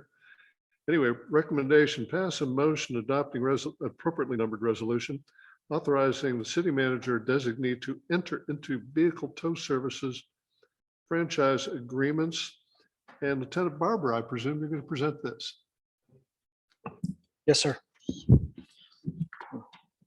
As stated, staff is recommending that we enter into a vehicle tow service agreement for our rotational tows. Every 2 years we do this. Our current one is expiring in September 1. We send it out per our municipal code, and we collect $250 for application fees for these. And then each agreement, tow service has to pay $2,000 a year to be on our service. Last agreement, we had 7. This year, it's up to 9. And these individuals will be on the tow agreement for up to 2 years, as long as they follow the agreement. Thank you. Any public comment, Madam Clerk? No comment. Thank you very much. Any comment from the council? Comments or questions? Yeah, I just have a quick question, Lieutenant. Does it seem to the more tow companies we get, it doesn't seem to scare them off, huh? About the amount of work they get, or is there that much work out there? There's a lot of tow. There is. Especially now that the council approved the new CSO officer, I'm assuming it'll go up even more. Go up, yeah. And a lot of times what will happen is a tow, they like it though, because a lot of tow services will be busy and we have to move on to the next one. So having more for us is beneficial. So that way we don't have to wait very long for our tow to get there and what tie us up even longer. I'm just curious. And Lieutenant Barber, how many towing vendors have submitted application for franchise? 9. 9. 2,000 each. Correct. No Per year. wonder it costs so much to have your car towed. Okay. To the chair. Yes, sir. Lieutenant, most of those vehicles that we get are generally owned by individuals, but the abandoned vehicles that we ask to have towed off as well, some companies are hesitant to take those vehicles because they have to track down the lien and all that kind of stuff. Is that still the case, or do we have something set up for that? Agreed. Most of the time I would say they are a little hesitant, but most of those vehicles that are under the abandoned typically fall under the low value. So as long as we provide them junk slips, which usually they mostly apply, they're plenty happy with it because they can scrap them. As long as we supply what? I'm sorry, what was That's that? called a junk slip. So Oh, if it's yes, under a okay, certain yes. value. So that at least they could scrap it for metal and so forth, go from there. Correct. That makes them happy in general. I tow a load of cars, so I just recognize the hesitation by some companies. So thank you. No further questions. The will of the council. Move to approve. We have a motion and a second. All in favor? Aye. That's unanimous. Okay, just a minute. Committee reports, Vice Mayor Buttacavoli. You're going to be first on the other too. Figured it out. I guess I will say that we had a good time with the National Night Out. The couple of us that were there. It's always good to be out there communicating with the neighborhood. So it was a good time. I got chauffeured around by both the police department and the fire department at different times. So I appreciated that from both you guys. But I think the actual committee report is we do have a few things coming up for the ball field that the meetings are being set right now. Mr. Chad can tell us more, but I believe there's a couple meetings that are very quickly coming up on the replacing the fence. We're working on the design, I think is done or close to done. And I think Jim's gone out for some quotes. I've gone out for some quotes on materials. So that's probably the key thing on my agenda right now.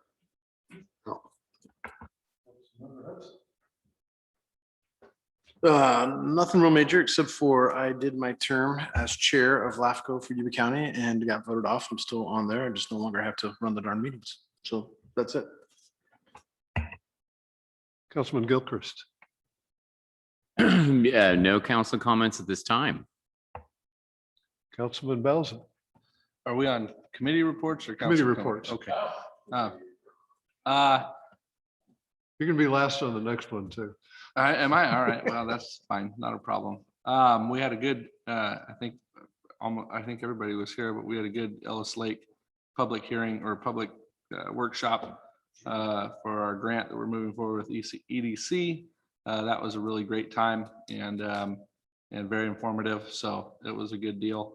Kind of related to our Parks and Rec committee that Stuart and I are on.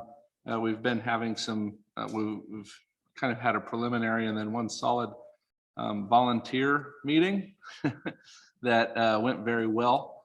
And what the kind of some of the concept here is volunteer groups and organizations working with public works and city management to look at different zones in the city and the ideas of adopting certain tasks or certain zones and providing volunteer capabilities to clean up projects to hopefully help lighten the load on our public works guys that can focus more on more important jobs like filling potholes and working on the sewer system and all those types of things. So that was a really good meeting and a lot of people showed up, and so I'm excited to see how that's going to continue to grow and develop. And I hope that it blows me away how many people want to get involved and help the city.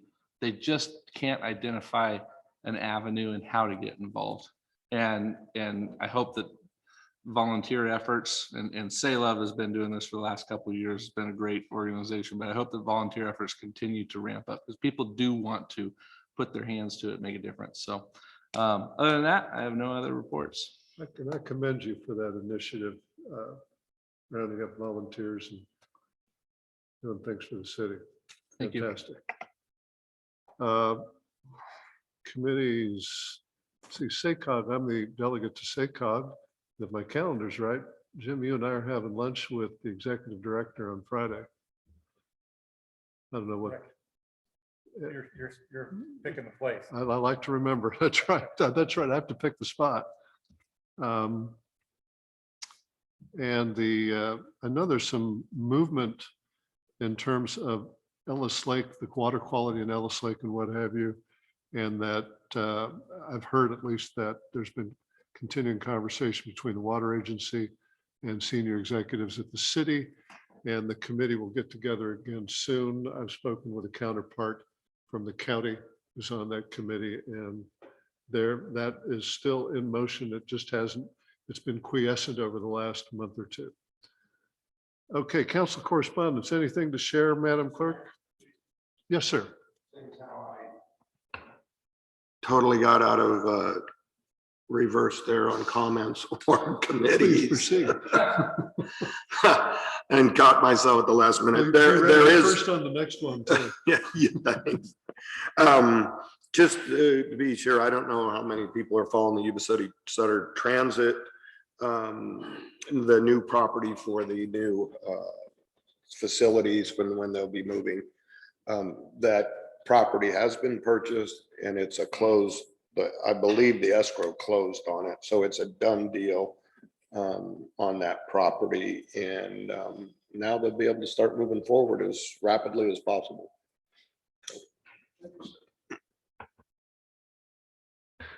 And we did correspondence, and now I'm looking at this next item. You want to redo the typing on that for the next one. Anyway, city manager's report, Mr. Shad. A few things. I'm sorry, Mayor, there actually was council correspondence. Oh, there is correspondence. Oh, I apologize. I thought I'd asked you to answer. Thanks, Brent. Thank you.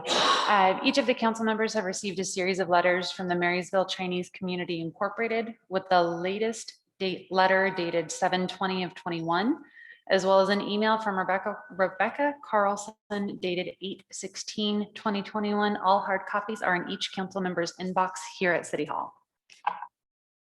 Thank you. Mr. Shad, anything to report? Real Anything else to quickly, report? real quickly. As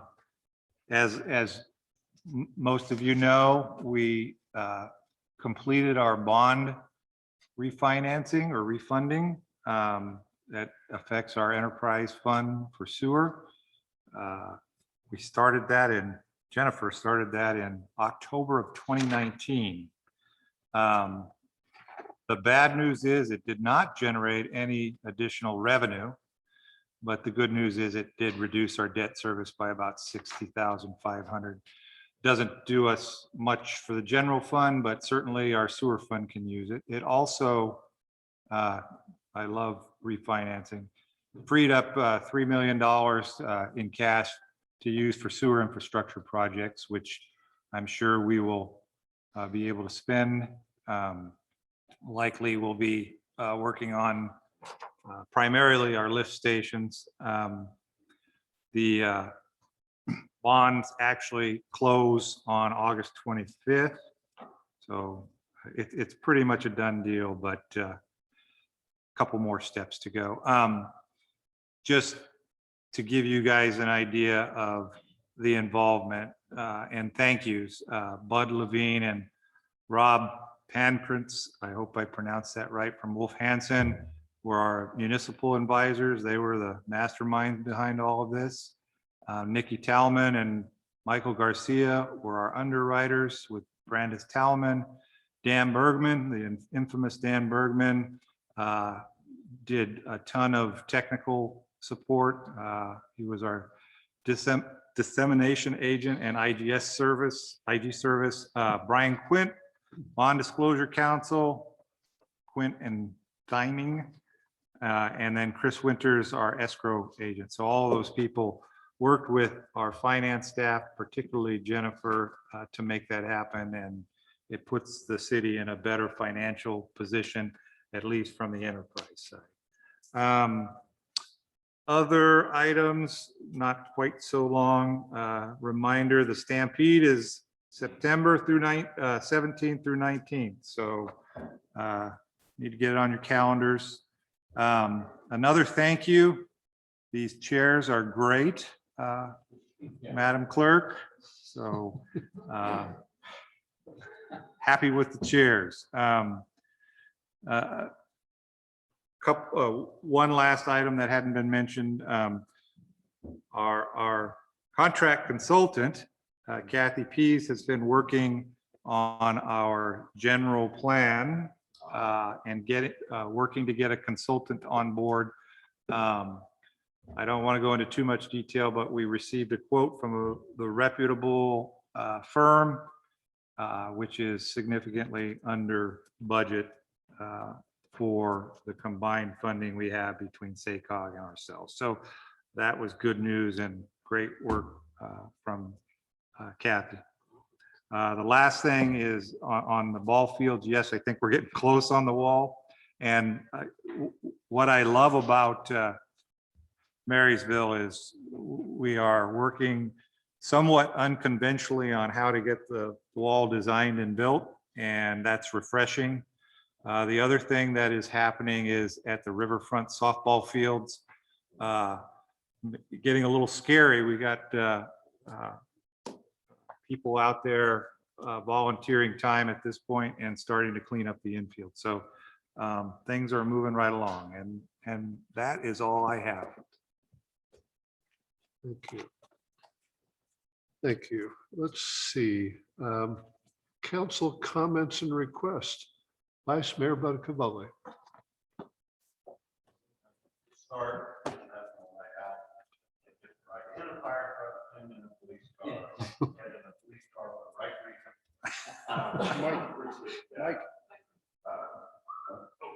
Right. I appreciated the rides anyway. And we had a good time with that. It's interesting when you say about how the public works when we're not exactly, everything isn't kosher, I guess, the way we do things, but we do know that the ball field fence is not a wrought iron fence. We do know that. Yes. Just the inside joke is we had two different projects.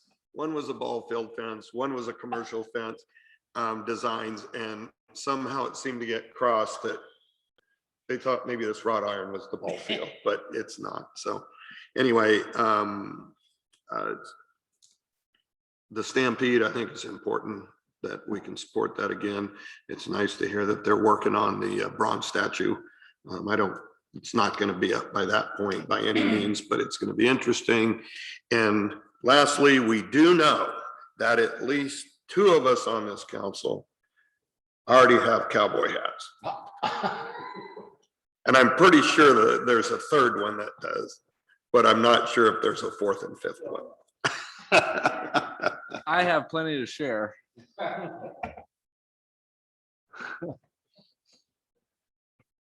Councilman Hudson. Councilman Hudson. Thank you. A couple things. Jennifer, thank you for refinancing and saving us $3 million. When we decide to put it in redoing the pumps, let's save the sewer pump on 10th and Yuba for last, because Bruce loves that pump. So he loves smelling it. Craig, I don't know how long you're gonna be with us. How long are you gonna be with us?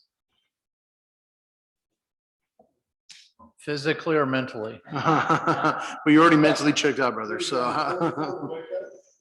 Well, technically, about 10 or 11 days, but So that's what I thought. officially the end of next month. So this will be our last time having you at the council, and I just want to thank you for your work and your time here. And sorry, we're going to do more roads, but I appreciate your knowledge and expertise in a lot of things, man. So. Thank you. It's been a pleasure to serve the city and the public. Cool. With that, I think there's a bunch of things that big shoes to fill. We got plenty of big shoes to fill. Your position, the economic development corporation, so forth. Things to look forward to. I think the Stampede is going to be a great thing. It's generally a great attraction to Marysville, and hope we can keep going and supporting with the rosters and what we got going there, work within the permit process and so forth. The other thing is that I had something else, but I'm really, really tired. It's been a very long day, 9 hours on the road today. There was I did receive those comments from Nicole. Who are they from again? The Buckeye comments, correspondence. The Chinese community? Yes, thank you. And that was in regards to issues with the Buckeye property, and wondering if we can see if we can get those addressed in the near future. There's a tree that might become an issue, as well as a wall and so forth. And now that Craig's gone, I'm pretty sure it's going to fall on your lap, Jim. Most likely. Yes, okay. And So we are moving on the trees. I think we are moving on those trees, I guess. The wall, I think, is going to be a little more complex because it involves the levy commission. And all right, so well, I'm moving but forward in that's small not- spots. That, I don't think that's endangering anybody at this point. The trees are a hazard. So, Trees are a hazard, so. talk to our public works folks, and Anthony indicates they're going to get out there. Okay. Well, that's pretty much all I had. Thank you. Once again, Greg, enjoy retirement, and you know, whatever you like to do, have fun doing it. Fishing, fixing, hiking, traveling. Enjoy retirement. Thanks for your work, man. Thank you, guys. Don't run for mayor anywhere if you want to enjoy retirement. Anyway, Councilman Gilchrist. Oh, my comments are very light. I think everyone's done an outstanding job. I'm going to miss you. You've done an outstanding job. And the rest of my council members have done a great job commenting on all of the great things that are going on in the city of Marysville. And I'm really looking forward to the general plan update specialist that I'm going to interview with a microphone. Councilman Elsa. Yeah, a few different things. One, don't micromanage too much, Mr. Gilchrist.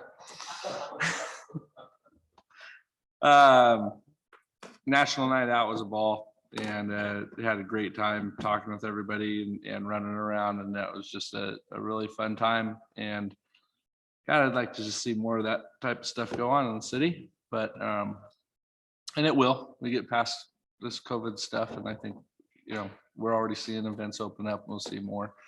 Craig, thank you for everything you've done, your time here, and very much appreciated. And you know, riding around with you and doing orientation, your expertise on some of these systems has just been unparalleled. So thank you for everything you've done.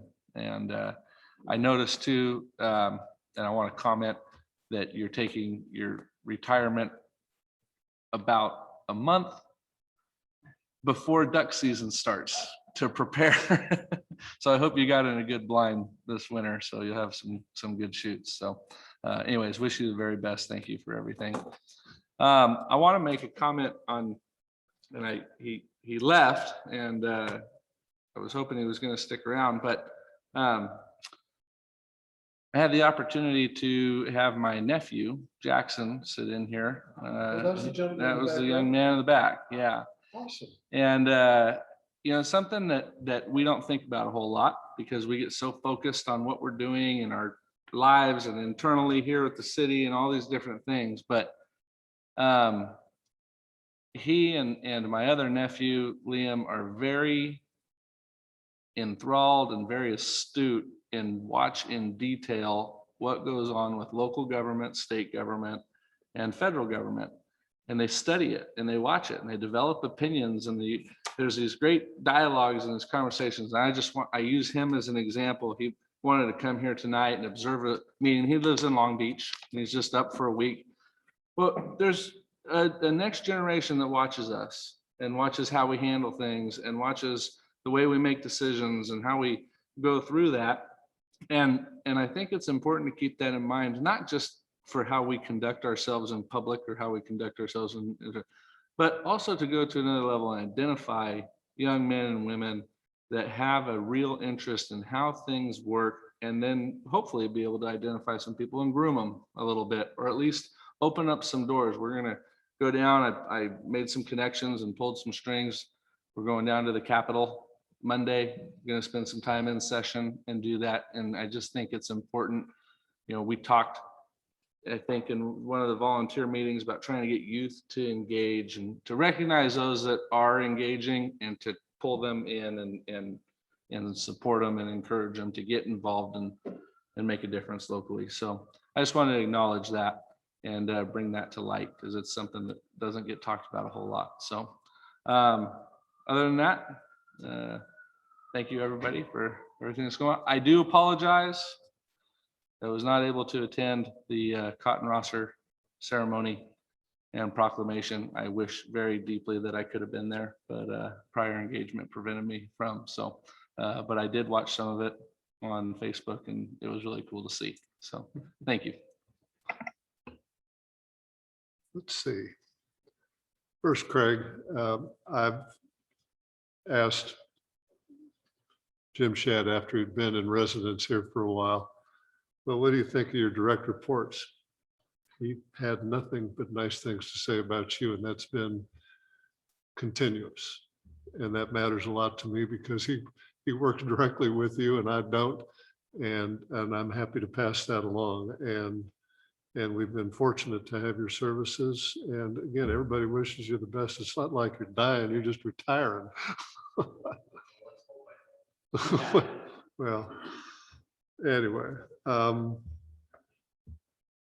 this morning, group of citizens, they've been pressing for active engagement. I met with them once and I couldn't answer all their questions. So police department, Lieutenant Barber represented them and Jim Shad represented city management.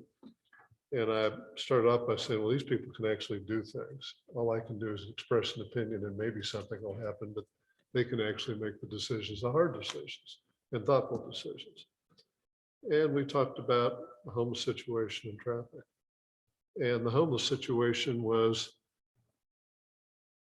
the impetus to that conversation were several calls I've gotten from residents, women as old as me and some older.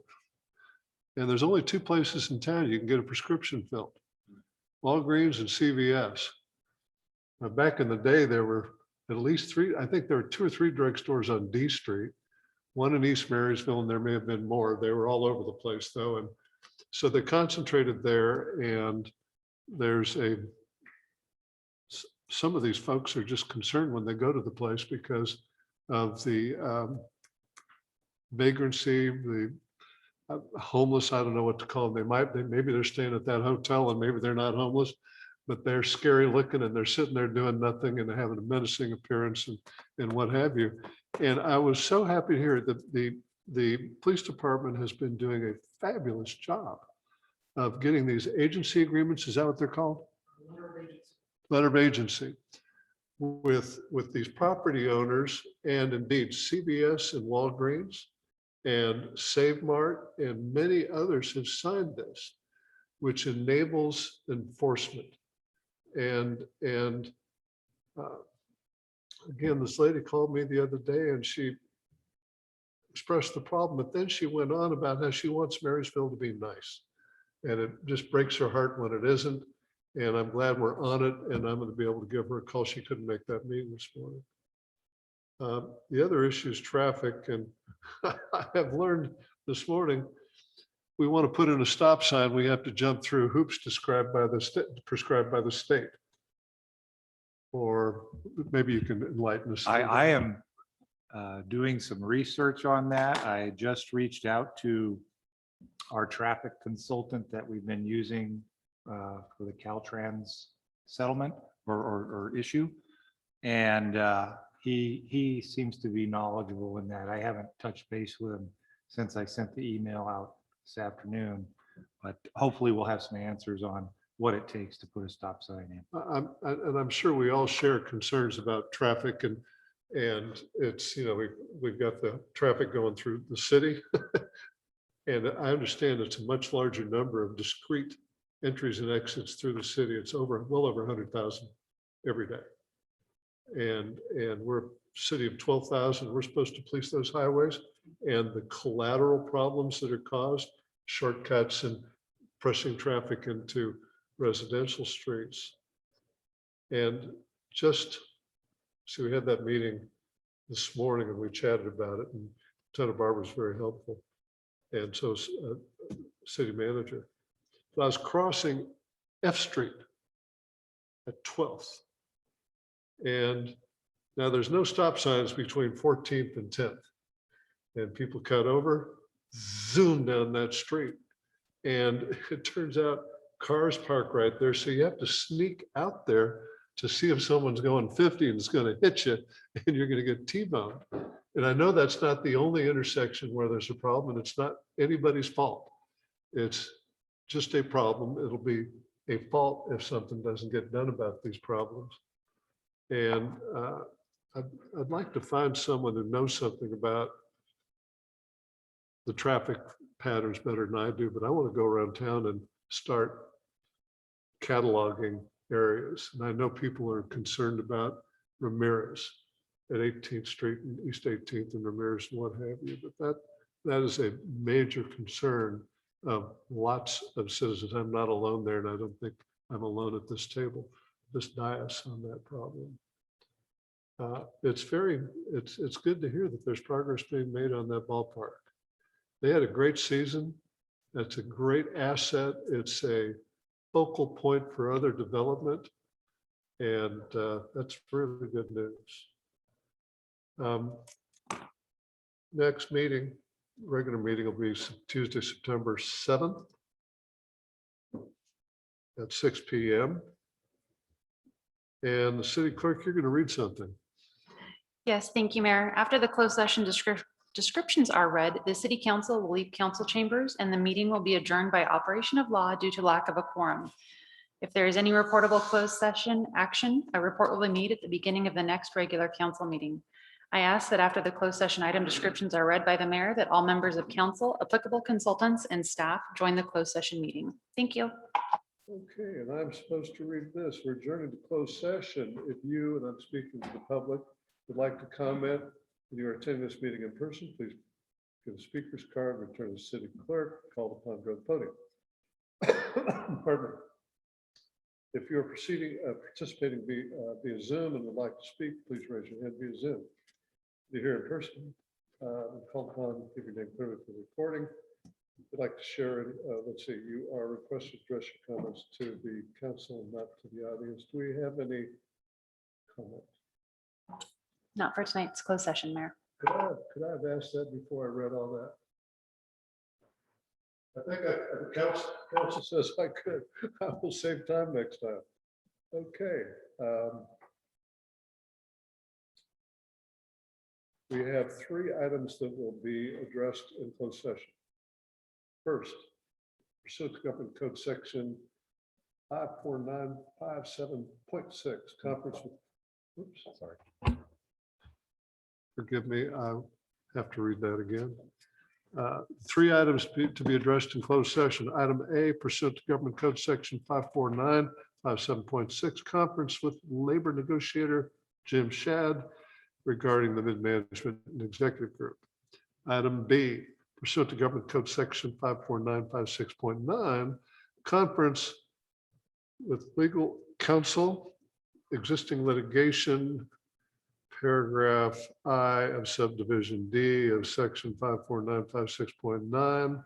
Name of the case is City of Marysville versus Caltrans et al. Petition for writ of mandate in Yuba County Superior Court. Item C, pursuant to Government Code Section 54956.8, conference with real property negotiators, property Bryant Field, 1431 C Street, Marysville, California. Parcel number listed, city negotiator Jim Shedd, negotiating parties YCM Baseball Group LLC under negotiation terms and conditions of lease. Adjourned.